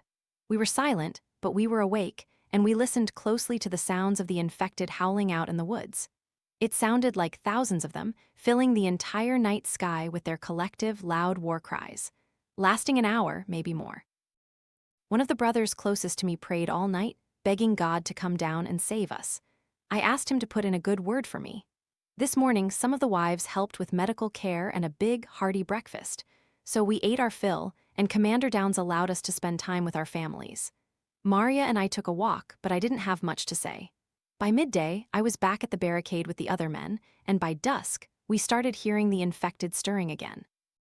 Hearing that terrible howling, Z and his assistants walked back and forth, ensuring the walls were solid, the cannons were loaded and manned, and the bell tower guard was keeping an eye out. And this time, we had some younger boys running ammunition up and down to where the firing was needed. I'll update if I can. My God, help us. The infected hit us from all sides all at once. The cannons were firing like crazy, and Commander Downs told them, "Aim for the trees, aim for the trees." So they did, and after a few shots, they managed to hit the entrances and slow the horde. But that was only a temporary measure. The infected were running through the gun's smoke, howling and screaming for flesh. Some were galloping towards the walls on all fours, and you could see the red of their eyes like pools of blood. Jim Easley was one of them, and I had to be the poor fellow to put him down for good. "I'm sorry, Jim, truly, I'm sorry," but they just kept coming. The brothers were firing like mad and hacking and stabbing and screaming, and the infected were doing the same and trying to climb the barricade. And then when we couldn't take any more, we heard some men shouting from our south.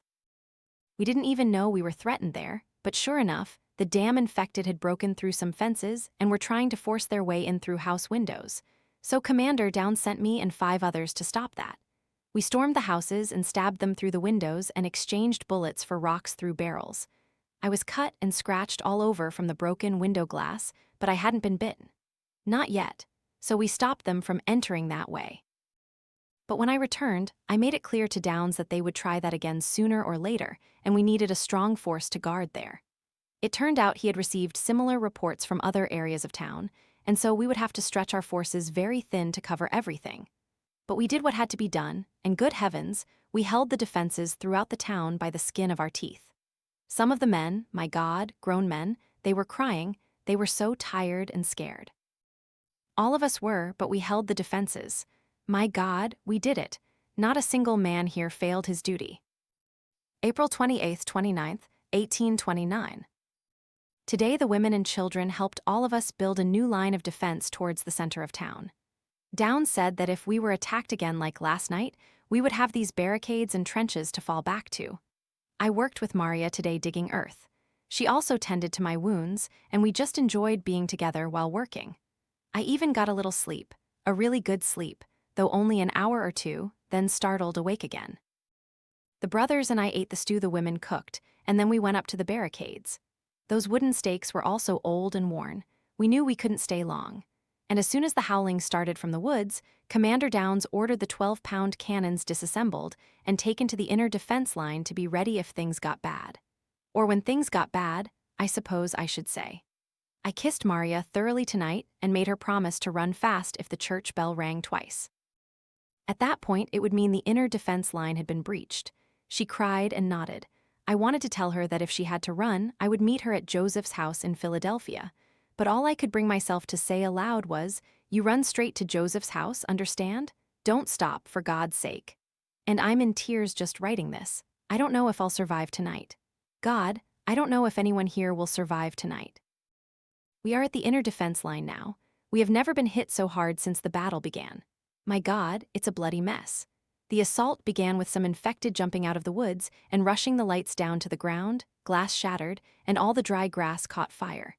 Soon smoke and fire and gun smoke made it impossible for us to see anything out there. All we could hear was the howling. There must be 1,000 of those bastards tonight, maybe more.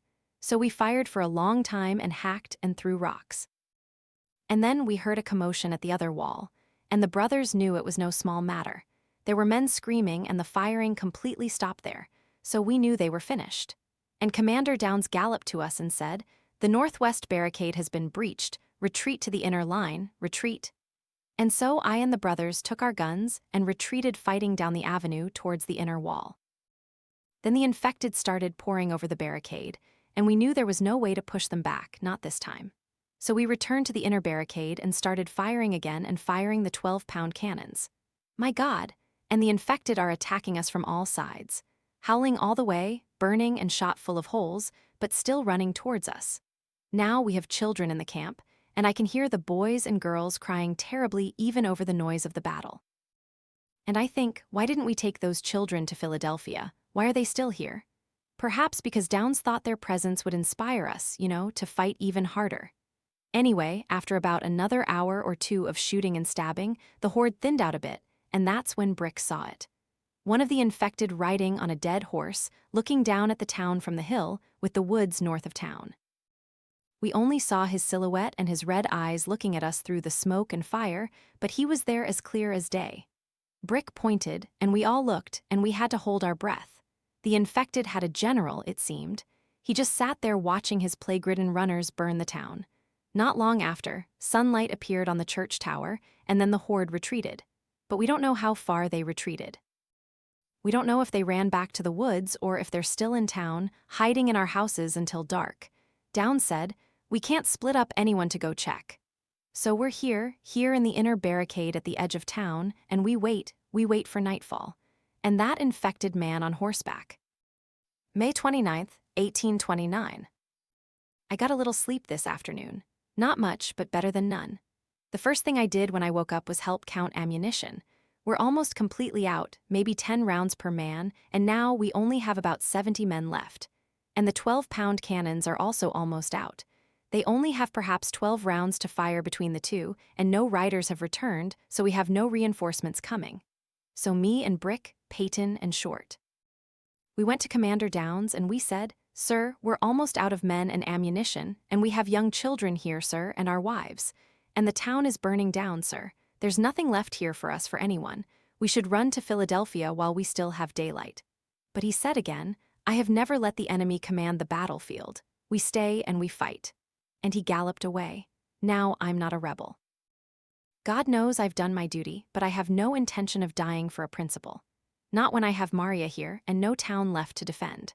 So I talked to some of the men and women and laid it out for them. And I said, "Listen, brothers, we won't survive another night, and if we do, what will happen to us the next night? We have to leave while we still can. The road to Philadelphia is still open, and we still have enough daylight to get out of the woods and onto the main road before dark." Most of them nodded, and we voted.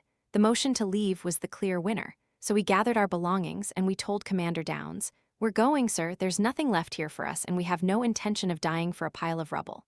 And he flushed red and said again, "I'll hang all of you for treason." And he called his men, about half the remaining men with rifles, and he said, "You arrest those rebels, understand?" And so they advanced, and we raised our rifles to repel them. Before any shots were fired, one of the women in the church pointed down the road towards the southeast, and she said, "Look, one of the scouts is galloping in." So we all turned and looked, and sure enough, David Benjamin was galloping into town, and he looked like hell. He said, "Water." And so we gave him a canteen of water, and then he said, "I was coming with a column of state militia from the Middle Lands. All the help I could muster, but the infected. They're everywhere, all over the road." I swear they were lying in ambush, waiting for all of us like an ambush, and they leaped onto the main road and tore apart the poor brothers. They didn't stand a chance. I'm the only survivor. I need to tell you that the road to Philadelphia is blocked. So now the whole damn town is in a panic. We are surrounded by the plague and have no way out. And not a minute before, while I was writing this entry, someone pointed up the hill north of town and they said, "There's the rider." And we all looked, and he was there. That plague rider looking at the town with his evil red gaze, and his horse. And we saw he had a whole host of other miserable infected riders. And then they started moving down the mountain towards us. Then the howling started, and right now the church bell is beginning to ring. I know in my bones I won't survive tonight. They are coming from all sides, and I'm holding Maria very tight. And she's crying too. And all we can hear is the wailing of the little ones from the church, and the shouts of the brothers as they run to the barricades with their guns, and the sound of wheels pushing the cannons forward. So I kissed Maria, and I left the end of this diary in her hand. I love you, my dear, I love you, and I hope you know that. April 29th, 1829. Paul went out to the barricade. He was scared. I was too, all of us were, but we have to be strong for the children here. In the back part of the church, me and the other women have been caring for them ever since the men retreated to the inner defense line, the one I helped build, and at least half of them have the fever. That I'm sure of now. But it doesn't matter anymore, does it? They won't live long enough for it to take hold, and perhaps that's a mercy. The shooting has begun. The brothers are giving everything they've got. God bless them all, but I can tell it's not enough. We only have an hour, maybe less. Before the infected reach the church, the children here have cried themselves exhausted. And now they're clinging to me and the other women, holding onto our skirts and burying their faces in our laps. I'm as scared as any of them, but I can't let them see it. I can't. The church bell rang again, and the men outside. About 30 of them left. I don't know if Paul is among them. They sound exhausted and panicked. The cannons stopped firing long ago, perhaps out of ammunition. Only occasionally do I hear a rifle shot. Paul explained earlier that they were almost out of ammunition last night. I can't imagine they found more. I hear horses now coming from the west. That's not the state militia, that's the plague rider. I can hear him. I know it's him. I know. He commands these beasts. He growls and shouts. And they listen. They are a few yards from the church door. We've hidden the children in the furthest corner and covered them with whatever we could find. We told them to be silent at all costs, but some of them are infants. They will cry for their mothers, and when they cry, all of them will be found. It's been many minutes since I heard rifle fire, and the last shouts from our brothers stopped long ago. All I can hear now is the howling, and some of the women in here say we should use the pews to barricade the door. But it's hopeless. We all know it's hopeless. All we can do now is be strong for the children. But how can I? My house is burned. My Paul is gone. All our brothers are gone. How can I be strong when my strength is gone? The infected have begun to pound on the church doors and windows. We are surrounded in here. My God, give me strength. Please, Father, give me strength. Just a little more, just a little more. This diary was found buried in the rubble of an old church in the center of Andersonsburg, protected by a long-decayed corpse that appeared to have suffered severe traumatic injuries along the length of its spine and around its skull. Numerous other skeletons lay scattered on the floor, all but one appearing to have suffered similar injuries.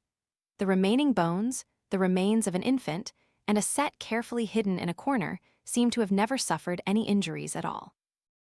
Instead, it appeared to have died of starvation, perhaps several days after the events described here. Outside the church, of course, was the town itself. It is currently being carefully collected by my colleagues and other university members, all for research purposes, of course, although I fear that artifact hunters will flock like vultures to this place once news of its existence spreads. And it is in a state of severe disrepair, mostly from what appears to be fire damage. As of the writing of this document, I am the only person aware of the existence of this diary. Anyway, good heavens, I will update this later. For now, I am being called to assist one of the interns who has apparently collapsed and begun to convulse. Perhaps they are just dehydrated. There's a gravitational anomaly beyond Jupiter's orbit. It's strange how launching generates a chaotic orchestra of sounds and an immense, crushing pressure so powerful that for a moment it feels as if the whole world is collapsing, and you grit your teeth and grip the handles until your knuckles are white, and you trust the seatbelts, and you close your eyes so tightly they feel like they'll bleed. But then a few minutes after leaving the launch pad, it's all over, and after that, there's nothing but silence to hear, and beauty in that silence. And no more weight of gravity pulling you down. So you turn back as you fly away and see the entire Earth right in your tiny window. And you realize as you look at that sphere that on that sphere is, and has been everything that exists and ever happened, and every man and woman and child, and that all the wars and loves and songs and stories that ever were fought and cherished, and sung, and told right there on that tiny blue marble that you can almost hold between your fingertips, so small it is. I was born and raised there, right on that coastline, and I became a man in a town 200 miles away, a distance from here of no more than an inch. It's so surreal. Every time I'm out here among the stars, I feel the same sense of smallness, both magnificent and terrifying in equal measure. But our time in this place is coming to an end, I think, and if that's true, then Earth is nothing more than a womb, and the universe is the world. And so we have only just taken our first steps, of countless steps, into its depths. Only God knows what awaits us out there in the abyss. I also think that very soon we will have the chance to find out. An anomaly, a gravitational anomaly, yes, and its source is right out there, beyond Jupiter's orbit.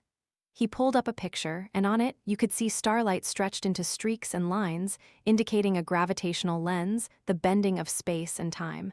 What the hell is that? We don't know what it is yet. That's what you'll find out for us if you want the job. I was overjoyed. Of course, I wanted the job. After all, I didn't become an astronaut to perform mundane mechanical tasks around space stations too close to Earth that you could almost touch the atmosphere with your fingertips. Though the work so far had been quite rewarding, instead, I joined to explore a gravitational anomaly, a warp in spacetime right in our own backyard. And of all the men and women alive, they chose me to see it. My crew and I had trained for years for the journey, and during that time, NASA was secretly building us the Warhorse chariot with the purpose of traversing 600 million miles out into the region of the gas giants where this anomaly existed. Isn't that amazing? Frances, a missions specialist on her 4th flight, said, "When we finally reached the threshold of the thing, I joined her at the window, and together we stared at it. The anomaly, a shimmering mass several million miles away. Around it, starlight from behind curved and flowed and slid." I agree, yes. Where do you think it came from? That's the thing, it didn't come from anywhere. We've been tracking its formation for a few years now.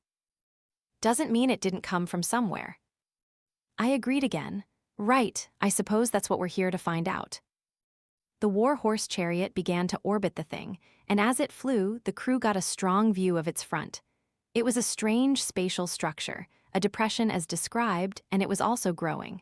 Roger, another veteran mission specialist, finally said, "Sir, what if it's a wormhole?" I paused for a moment with that thought. I had to admit it had never crossed my mind. But after nearly a day of witnessing the swelling and writhing and twisting of the thing before me, I was willing to believe in the existence of more phenomena than just the standard textbook gravitational phenomena. And if that's the case, sir, just in case, why don't we send a signal down there, see where it goes? I couldn't object to that suggestion, and so I nodded, and the crew agreed. And thus, a series of short radio waves were sent into the anomaly. We reviewed the colossal data sets while waiting and exchanged ideas back and forth and pondered the myriad possibilities. And then strange and alien things began to happen. "Sir," I flew to the window again. "Look, sir, it's opening." And it was true, the anomaly was indeed appearing, at least, and if the shape of the starlight behind it was any indication, it was opening. What the hell is that? What is it doing? I don't know, it's opening somewhere else. I don't know, just look. What began as a depression in spacetime actually deepened into a hole, and then it expanded and spread. And soon, it wasn't merely reflecting starlight, it was generating its own light. A powerful, brilliant, blinding pulse of blue light. The entire crew simultaneously covered their eyes and turned away from the light, only glancing back as it faded. "Oh my God, it's a tunnel." "Roger, you bastard," Frances clapped him on the shoulder. "So what's our next step, Captain?" Another specialist, a 10-year veteran named Jones, said. "Do you want to plunge into that?" I shook my head. "No, we'll stay here and observe." "Are you sure? A chance to make history. Do you want to miss it?" "We have no idea what the hell is on the other side, Jones. Our orders are to observe and collect data for research." He shrugged, and for a moment the crew just discussed the implications of the discovery. However, as we did so, we began to drift forward. At first, it was difficult to notice due to the distances involved and the lack of nearby fixed objects making visual estimation impossible. But the equipment detected it, and as soon as we heard a faint beep, the chariot picked up speed more and more. "What the hell is that? What the hell is happening? Are we moving?" "I don't know." Pilot Fowler was frantically fiddling with the controls. "Not me, sir." "What do you mean, not you? Can you stop the ship?" "No, I'm trying, but the thrusters aren't even firing. Fuel's stable. That thing is pulling us in." All right, everyone calm down, we'll deal with this. Fowler, can you angle the thrusters away from the direction of movement?" "I'll try," and he did. And we felt the faint rumble of fire from those thrusters, and the anomalous descent began to slow. But it was a temporary reprieve. "We're drifting again." Fowler fired the thrusters in bursts.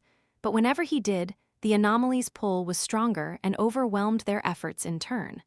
Whatever this thing was, I realized it could target its gravitational pull and adjust its intensity as needed, and the war chariot had no answer. "Turn off the thrusters, Faller," I said. "No sense wasting fuel." He did, and a silent despair settled over the crew as the chariot flew into the anomaly. The war horse chariot continued to freefall into the mouth of the wormhole. At its own speed, it would have been a journey of days or weeks. But with the anomaly compressing space and time in front of the ship and expanding it behind us, the ship achieved impossible velocity. "We're approaching the speed of light. We've reached it relative, at least, to the outer solar system, outside our frame of reference," Faller said.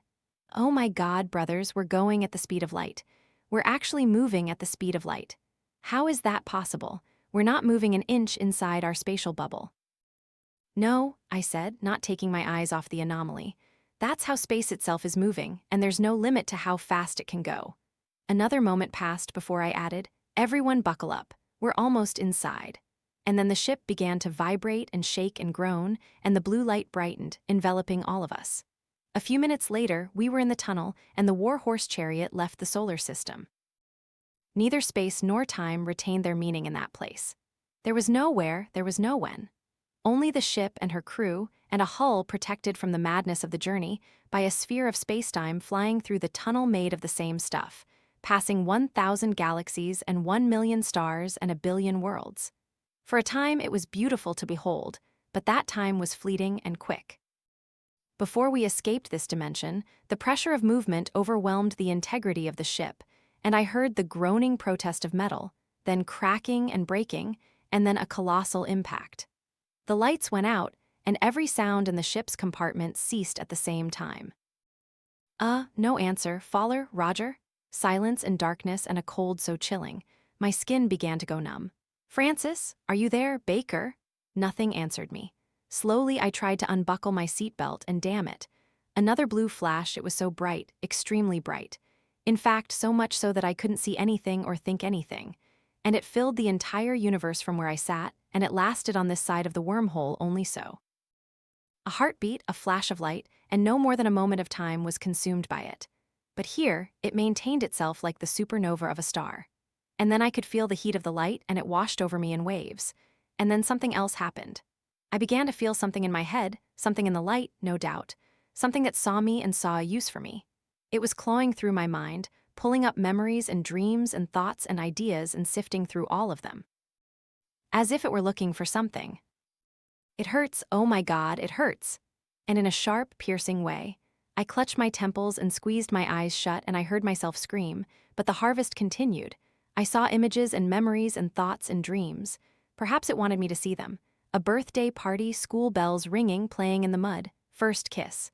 Snow falling on mountaintops, sunset on the beach. "What does this thing want? What do you want?" I heard myself say. There was a pause. For a fleeting moment, the pain stopped, and so did the harvest. But only for that moment, and when it ended, the process began again, and the memories it found began to focus, and my eyes rolled back. Flash, a memory of a conversation was recalled. It was about nothing. An old colleague discussing expense reports with me. The light quickly lost interest, and then it moved on. Flash, an earlier memory, now another conversation. I was talking to my mother. I was looking up at her in the kitchen with oven mitts, and she was telling me to wash my hands for dinner. She spoke slowly and simply. I'm sure I was 10, younger. The light lingered here a moment, then moved on. Flash, elementary school or earlier, maybe kindergarten. Today we were learning to write letters. I looked down at my paper and saw the alphabet scribbled there in circles and lines. The light lingered here for a while, and then the memory faded. "But what do you want?" I said again. Another pause, and then another memory surfaced. A high school friend of mine, Greg Rickey, ran up to me after a football game and said, "From food." And then nothing. Perhaps the light was waiting for a response. "Food," I said. Flash, Melissa looked down at the piece of paper I had given her 3 days before the prom and said, "Okay, all right, what kind of food?" There was another pause before Flash, just an image this time. A lightning bolt in a thunderstorm scene from my dorm window in 2001. Lightning. "How do you eat lightning?" My mother, after watching the dog pee on the floor, yelled. "No, all right, so you don't eat lightning then." Flash, a dodgeball bouncing in the high school gym. Another image of lightning and an image of shimmering air on the sidewalk during a midsummer heat wave. A ball, all right. And lightning and heat, a combination of those things, right. Flash, Melissa said again. Okay, all right, give me a second. A hot energy sphere like in the core, like a star. The image of the sun flashed in my mind as I uttered the word, causing the light to pause. Then I felt a strong force, it stung. Flash. Okay, Melissa said again. A star makes food. All right, how? Flash, an image of an armadillo from a nature documentary. It curled tightly into a ball and the memory faded. I don't understand. Flash, the image repeated and extended at both ends. I saw the creature walk for a moment, its weight shifting left then right, then it stopped, and then it curled into that ball while its tiny armor plates shielded it. An armadillo, you eat like an armadillo. Flash, Mom yelled again, no. Now it was an image of a cat and a ball of yarn, it wrapped around the thing. Then there was another image of a hand wrapped around a baseball. It threw home something about curling into a ball or up it. Flash. Okay, all right. So you're hungry and you need food, and how do you eat stars? Curl around them. What the hell is that? Flash, a new image. It was shocking and dark. I saw the gates of a concentration camp and a pile of corpses and a prisoner there clinging to the bars of the fence.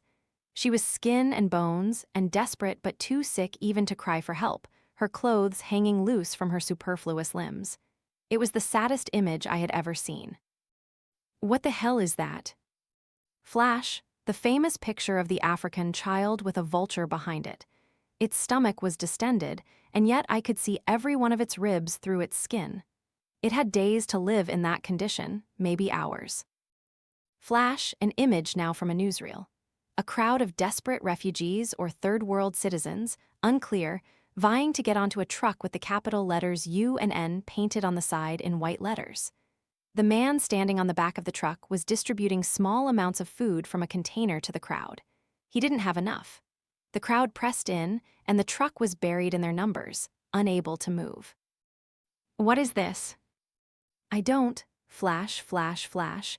Each time the image shifted, I saw a new scene as terrible as the last. All right, you're starving, right?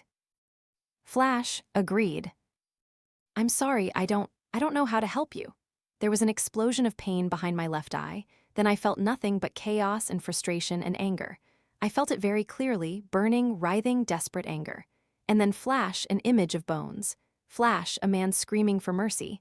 I doubt he received any. Flash, armed men throwing another man down a hillside and then firing automatic weapons into his heart. Flash, flash.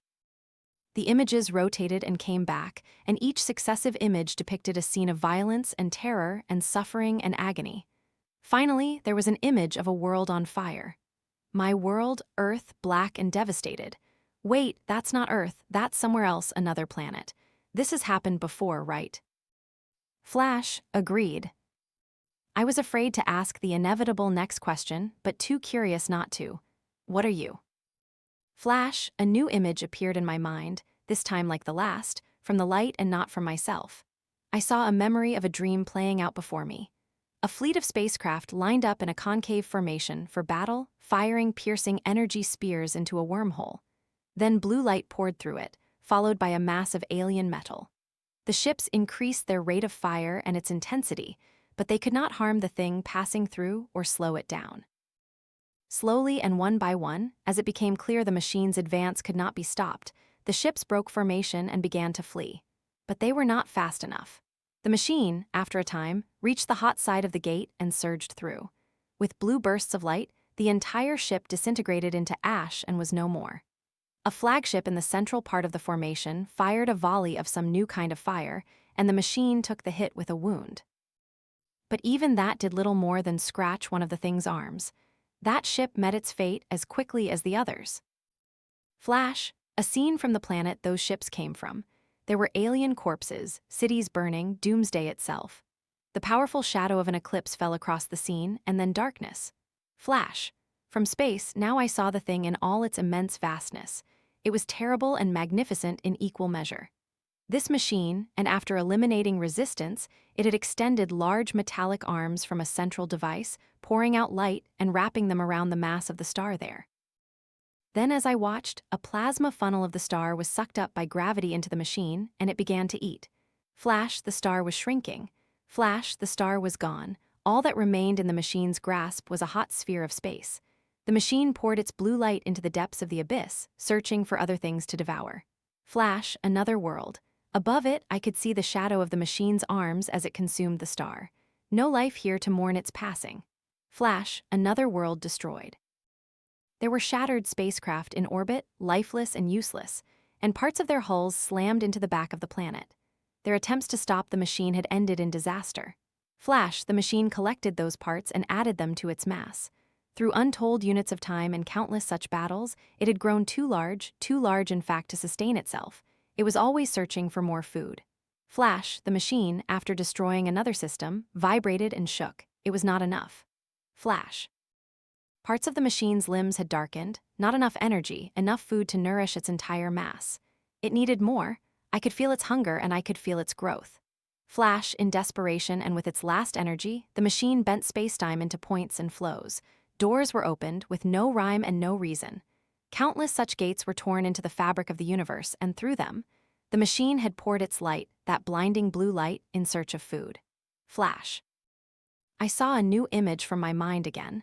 It was from a science textbook, and it was about my own star. The sun. The light from the machine was digging again through the dusty corners of my mind. It needed information. It needed it desperately.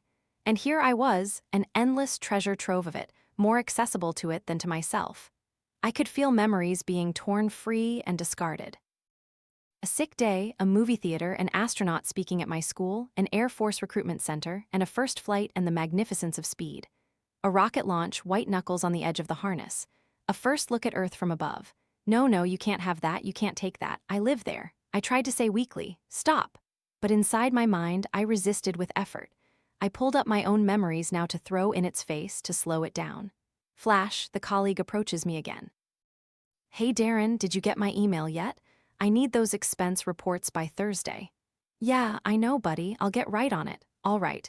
Oh, hey, did you talk to Brad earlier? He's EGA 092284. I jolted. What the hell is that? Flash, mother yells, no, and the digging begins again. Data, mountains of data to sift through, a view of the sun from a Pacific beach. The machine tasted its warmth. Its hunger roared, but I pushed back harder. Everything I had. What else? What else do I have? My name. I have my name.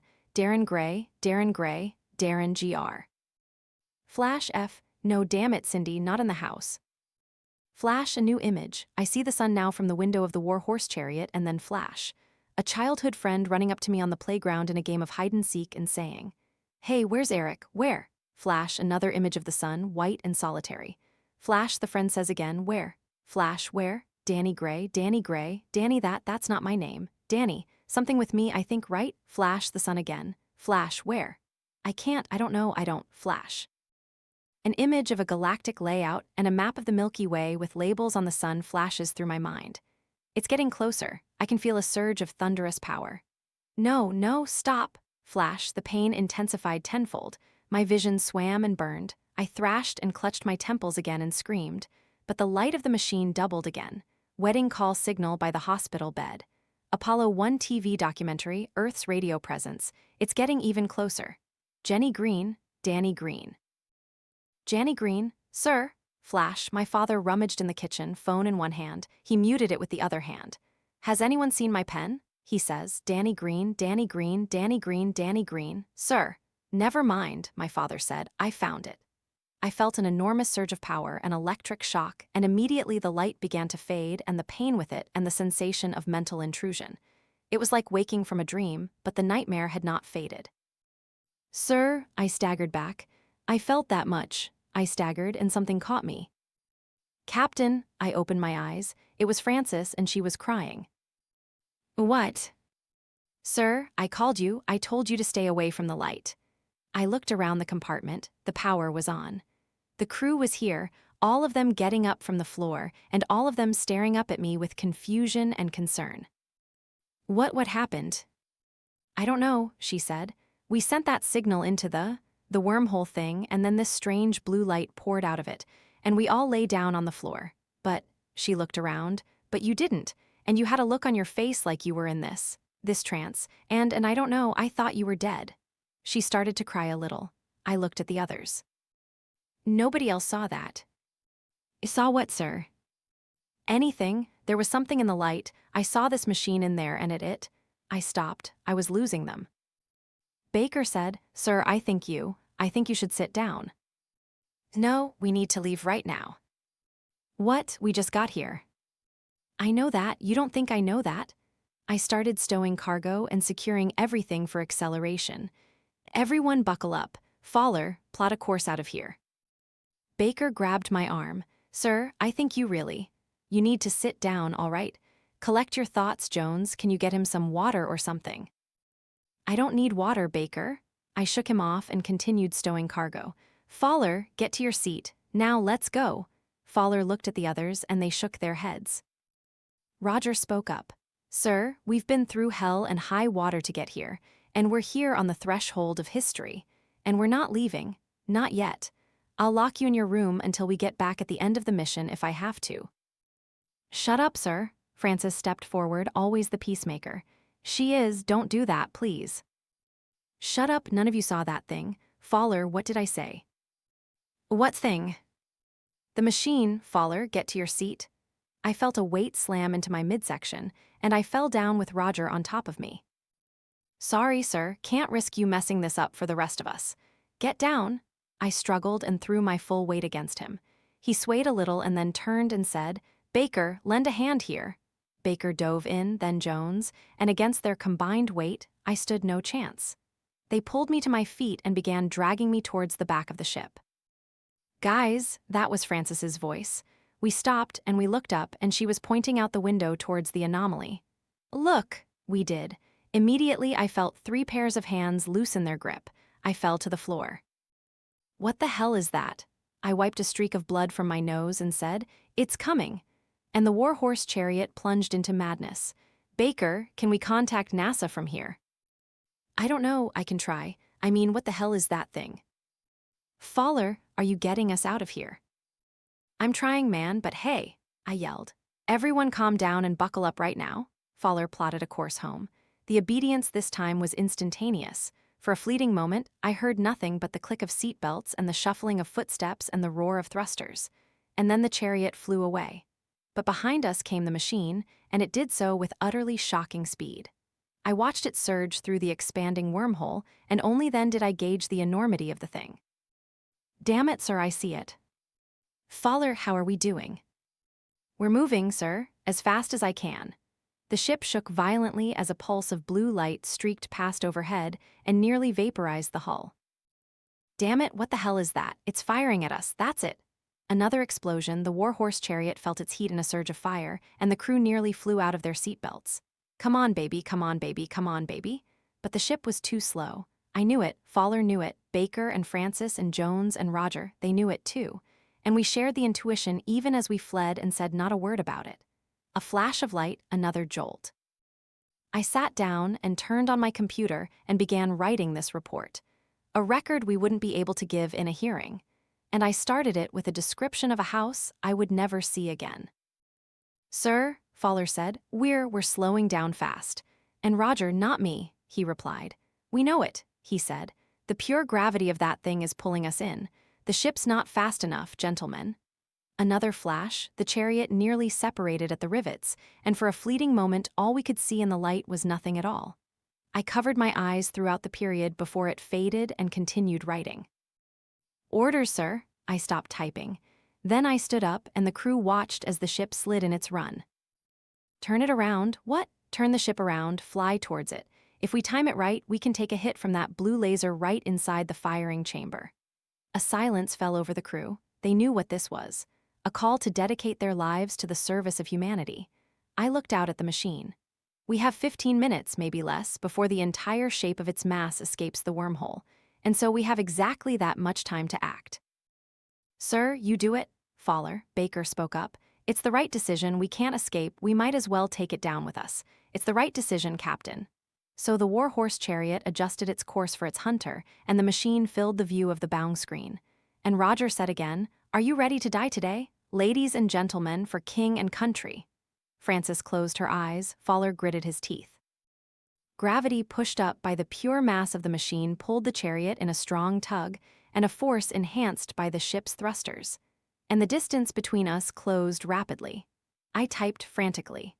The central device of the machine opened its maw to fire, and that old blue plasma gathered in its center, and I pointed it out to Fowler. "I see it, sir." I put my hand on his shoulder and said, "You did great, son, and now I bring this report to the present moment." As I write, the machine accelerates its firing process. A piece of it still lives in my mind, I think, because I can feel a strange, alien panic even as I myself am at peace. I believe it knows that when all the numbers are added up, there's nothing it can do to prevent the warhorse chariot from flying into its firing mechanism at the moment of discharge. It is inevitable, and for that reason I have accepted it, and so has Baker, and Jones and Roger and Francis and Fowler, all my brothers and my sister. They have accepted it, and they are praying and closing their eyes, and no finer crew was ever created to die with. To NASA, if you receive this transmission, know that we died well. And also know that although there are monstrous things out there in the abyss, there are also wonders within it. Never lose the spirit to find them. Zarin Bradford Gray, commander of the United States War Horse Chariot. At 6:09:22 p.m. Eastern Standard Time, an explosion event was detected by the Hubble Space Telescope and a series of surface observatories and private telescopes. NASA declared the event a large-scale meteor impact. Other satellites were tasked with examining the area of the incident.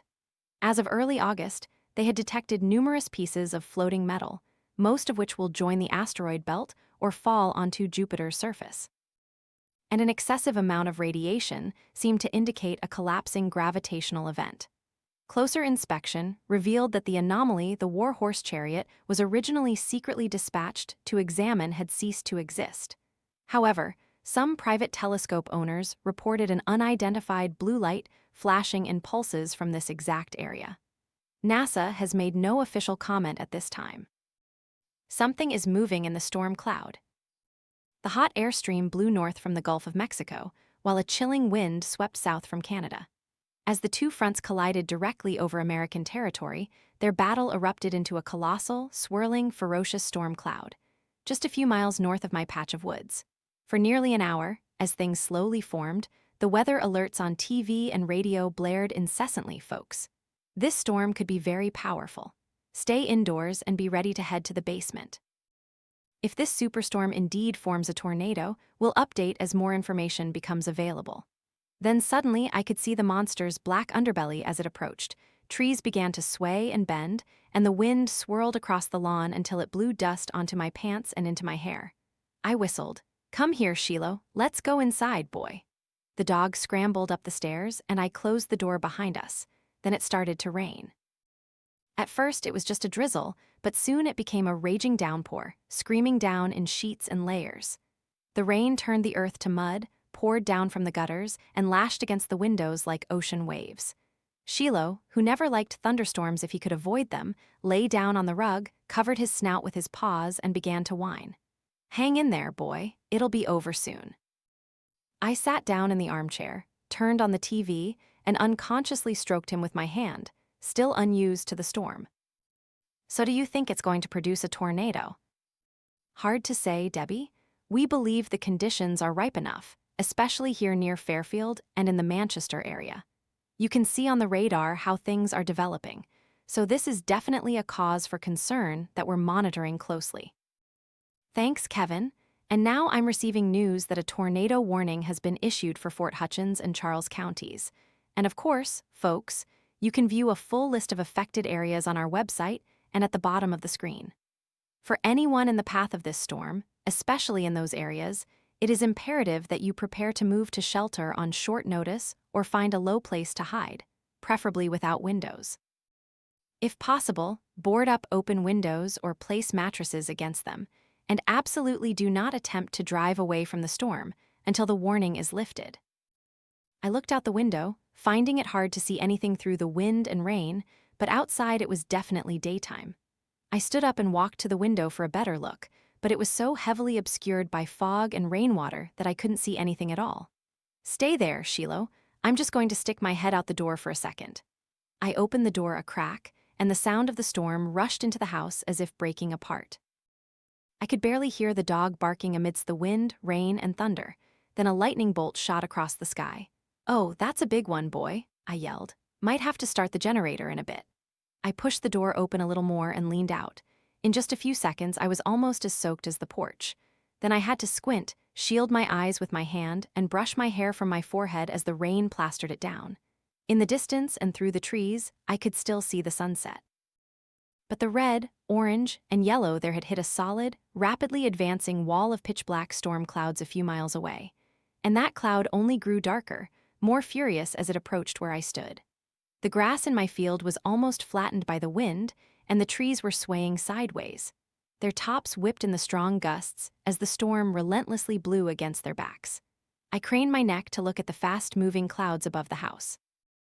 I could see clearly, even through the rain, that they were swirling and bulging, chasing each other in circles, and small tendrils of cloud stalked the ground, dipping very deep and low. I felt Shiloh press against my leg. "Inside, boy." I gently shooed him with my heel. "Things are getting worse out here." I closed the door, muffling the sound.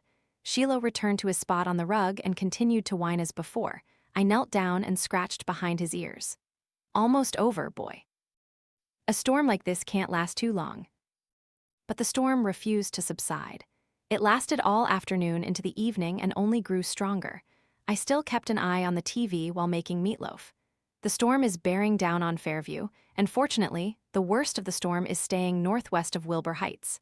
This, of course, is minimizing damage there. Yes, indeed, but the roads there are horribly congested with people fleeing the path of the storm. And such congestion can be very dangerous if things really decide to move in that direction. Well, we certainly hope everyone there reaches safety before that happens. Shiloh pressed his snout against the window as the anchors spoke.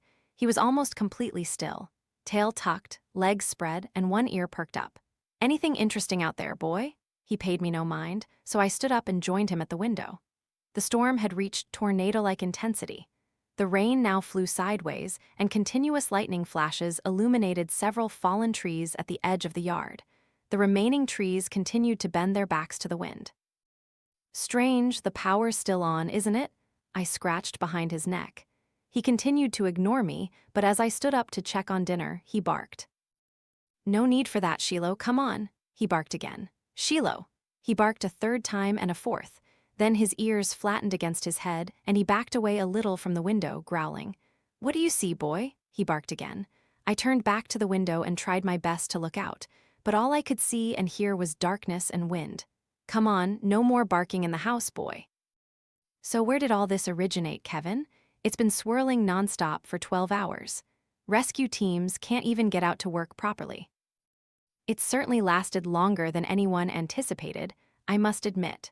But it's not unprecedented for particularly strong frontal collisions to result in superstorm systems of this duration. We'll have to see how it plays out and if the eye of the storm moves at all. Strangely, no, Debbie. It's still relatively stationary outside Wilbur Heights and Bell South, and it's actually intensifying in some areas too. And of course, now we're getting some reports of widespread power outages and property damage in the Riverside area. This is video of the 7-Eleven at the intersection of Turner and Highway 40. This video was sent to us by an anonymous source. You can clearly see some serious structural damage to those gas pump pillars. And a lot of debris flying all over the parking lot. The angle isn't very good. But if you look right here, you can see part of the gas station roof kind of hanging there.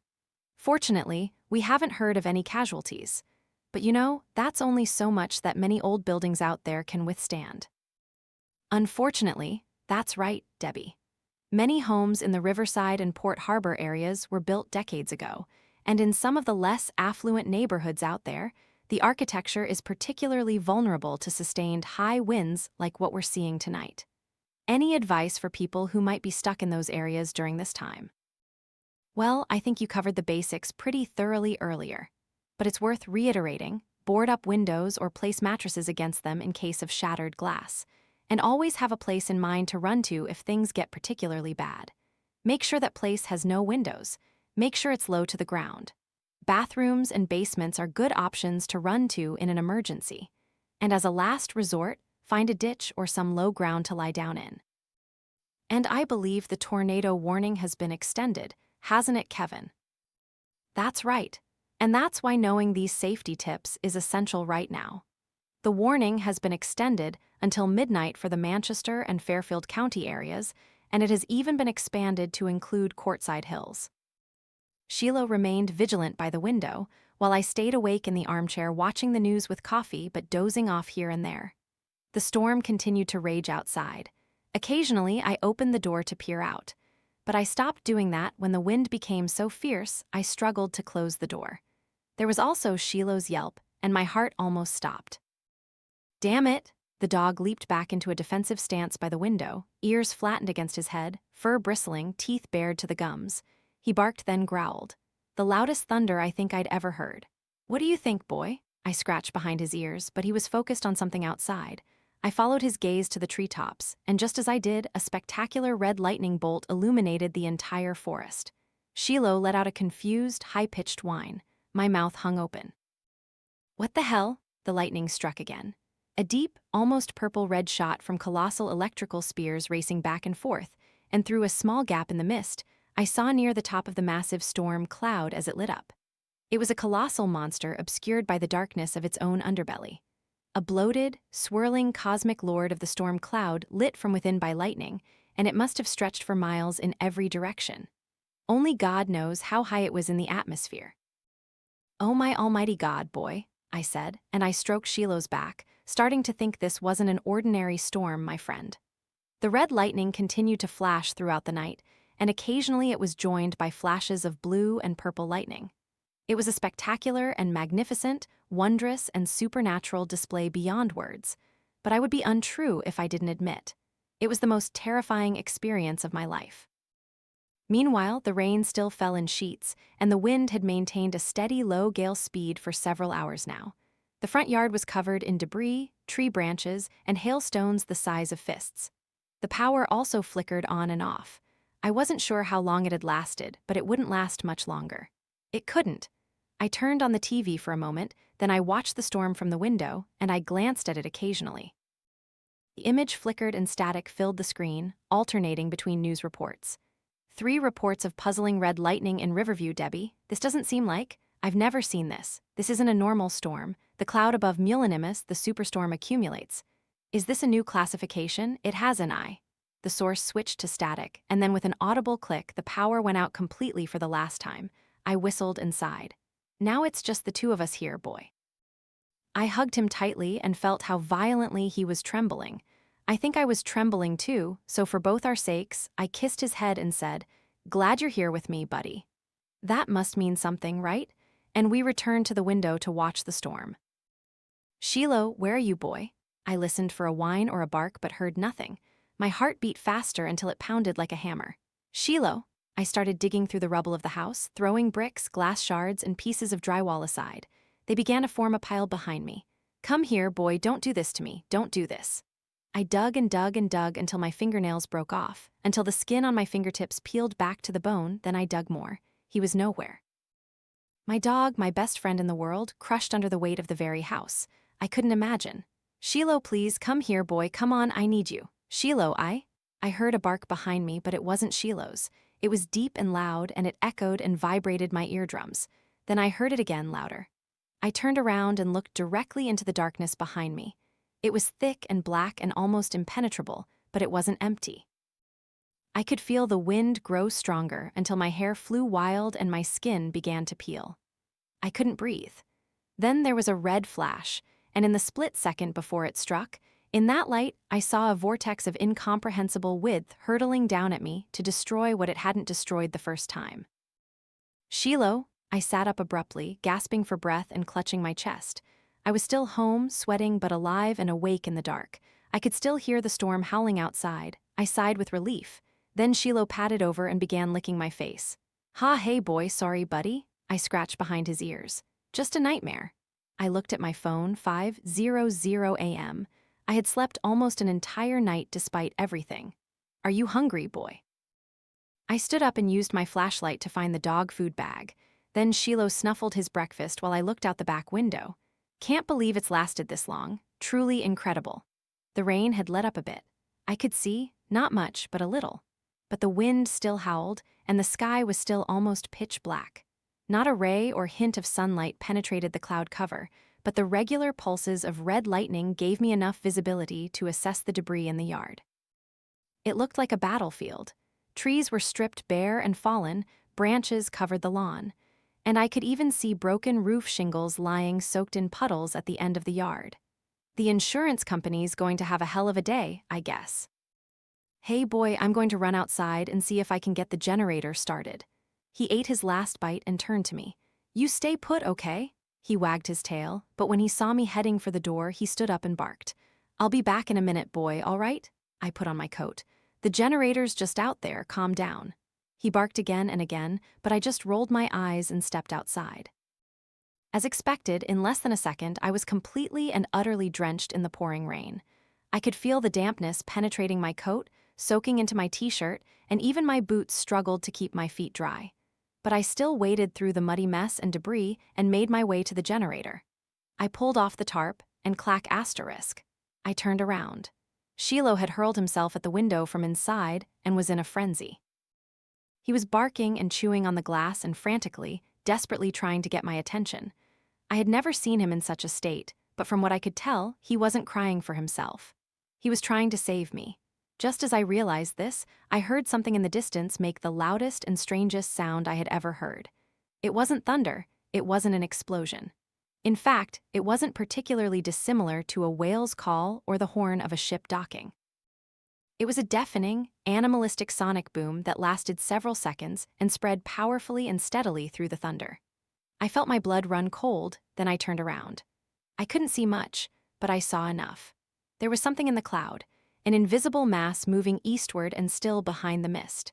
Then I heard the sound again, and then a red lightning bolt illuminated what I could now confirm was the still cloud-obscured shape of something moving there.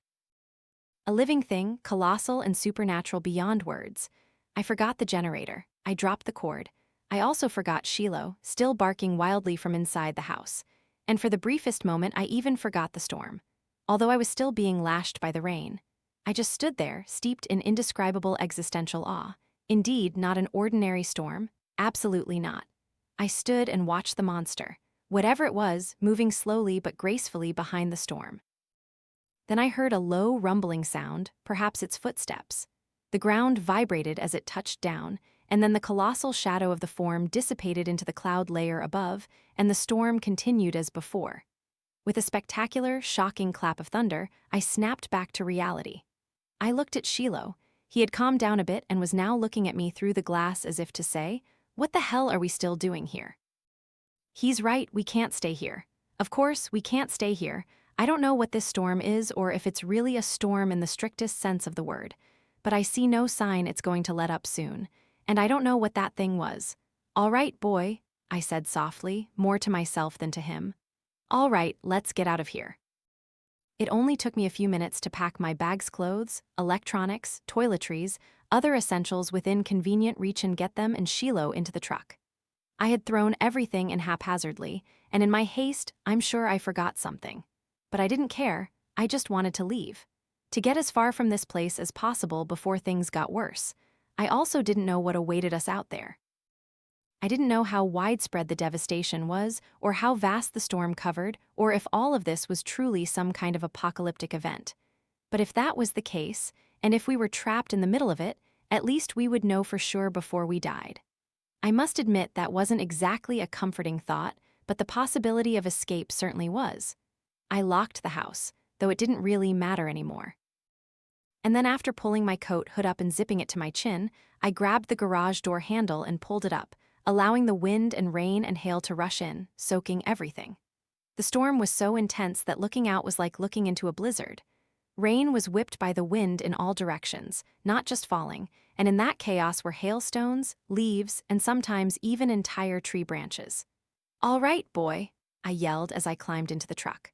Are you ready? He looked at me and didn't whine, didn't bark, didn't make any sound or movement at all. I thought so too, buddy. I stroked his head and turned the key. The truck, thankfully almost full of fuel, started up. Then I gently pressed the gas pedal and we rolled away. Headlights on full, wipers on maximum. The driveway was rough and full of debris, so the truck bounced up and down as we made our way to the dirt road leading to the main highway. My God, I prayed that road was clear. I knew the odds were against us, but I didn't want to think about that now. I just kept going, 5, 10, 15 miles an hour. Through waves and storms and hail, the rows of trees at least provided some shelter, and thankfully the road was clear enough to drive through. No fallen tree trunks blocked the path ahead. But I didn't want to wait for that to happen. It looked like it could happen at any moment. So I pressed the gas harder, and we shifted gears and swayed, and rolled all the way down to Hill Farms Avenue. "Can't believe we made it here, can you, boy?"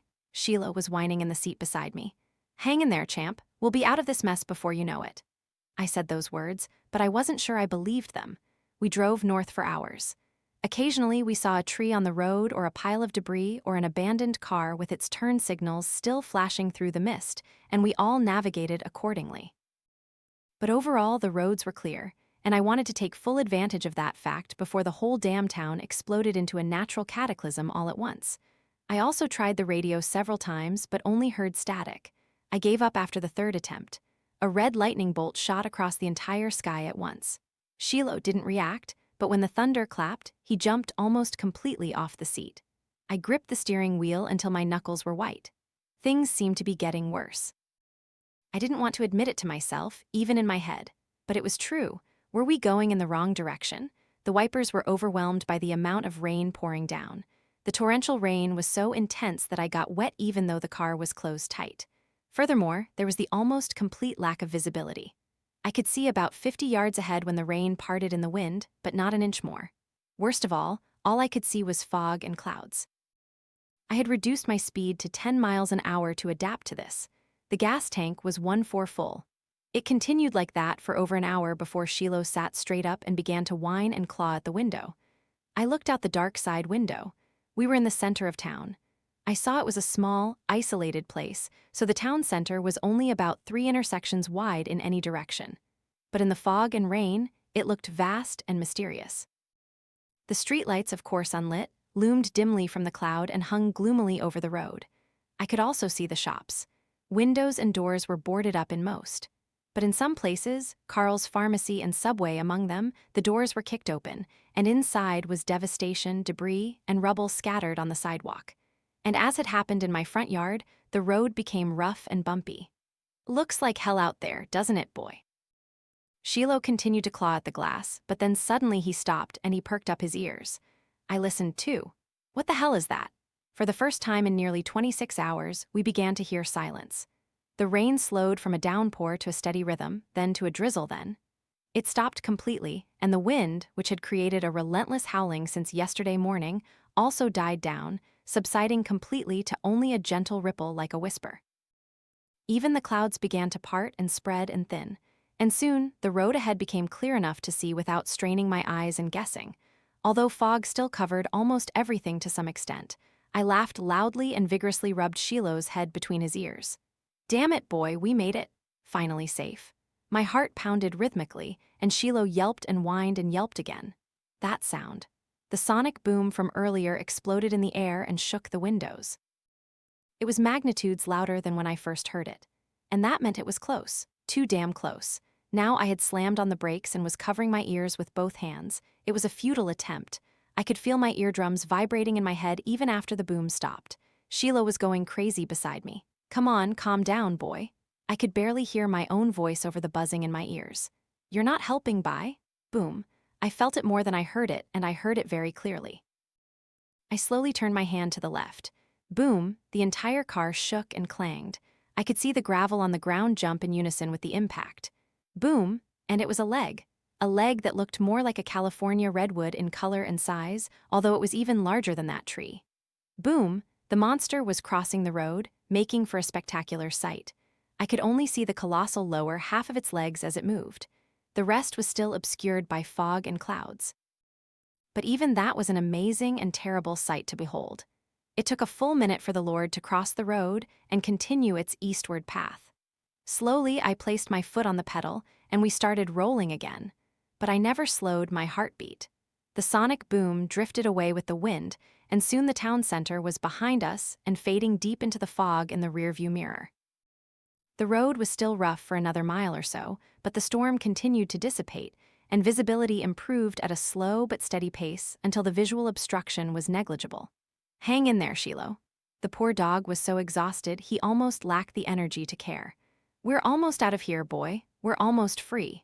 But then the last layer of clouds parted, and we saw it, a scene of magnificent and spectacular devastation. The entire county of Forston, which was a wild, sparsely populated woodland stretching from Wilbur Heights in the deep south to Phillips Creek in the northeast, almost ceased to exist. Instead, it was now a desolate gray pit of unimaginable scale, miles wide and miles deep, plunging into the earth like an archaeological dig site or an industrial mine excavated to unearth something of utterly colossal size. There were no living trees or grass or running water or any sign of wildlife here. Only endless gray rock and stone, spiraling down deep then up again, and then stretching into the distance until it met another wall of mist and storm clouds 10 or 12 miles away.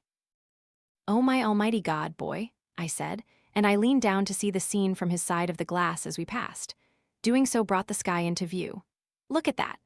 Above the pit, a ruby-red light cast its glow across the landscape below, the swirling red heart of the storm. The relative calmness of the air below it suggested its purpose was nothing less than the eye of the storm, but it was so thickly covered by clouds that it completely obscured the sky. Red lightning cracked and flashed with increasing frequency and intensity closer to the center, and at that center was a blood-red vortex, from which everything seemed to emanate and spread. Beneath it, too, were countless other lords rising from the pit and into that vortex, then disappearing forever. Sheila whined and whimpered, "I don't know, boy, maybe they've been down there all along, and that thing is their way home." The final scene was obscured again by light tendrils of mist. And before we knew it, we were back in the intense storm that the gate's presence had created. The atmospheric leukocyte response of our atmosphere to something colossal and alien within its core. We drove for hours again through wind and hail and sheets of rain and past other lords moving home. But we got through it fine. The storm finally stopped somewhere north of Towny River and the town of the same name there, where we filled up the tank and rented a room for the night. The storm raged for 3 more days there, relentlessly and with maximum violent intensity throughout the period. Then, in the blink of an eye, it ended. The June storm, devastating a previously unknown town in the center of the state, was finally beginning to dissipate. According to meteorological agencies and rescue teams, finally free to move into the once sparsely populated area in large numbers to search for survivors and restore power. But their work would not be easy. "Yeah, never seen anything like this. Look, you see that? It looks a little like giant footprints." "Yeah, we're thinking the storm uprooted trees and tossed them everywhere, then blew earth back into the holes, leaving just a depression like that behind. We've seen tons of these, often in rows stretching for miles. Maybe a tornado did that, that's the current theory."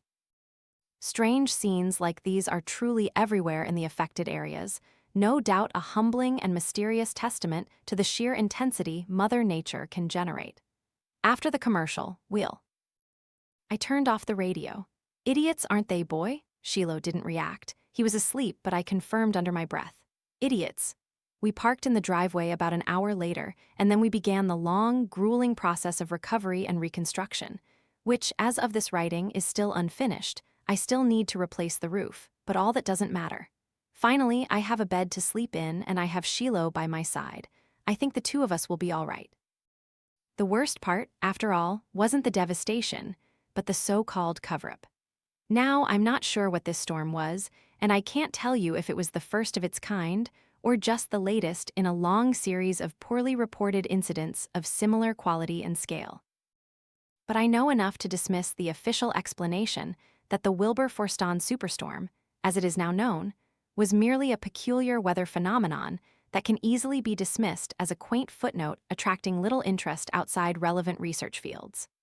Fortunate for those in power, too, the affected area was one of the least known, most sparsely populated regions in the United States, and other potential witnesses are more likely to have been displaced or killed.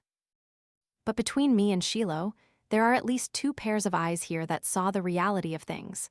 so I'm putting the information out there.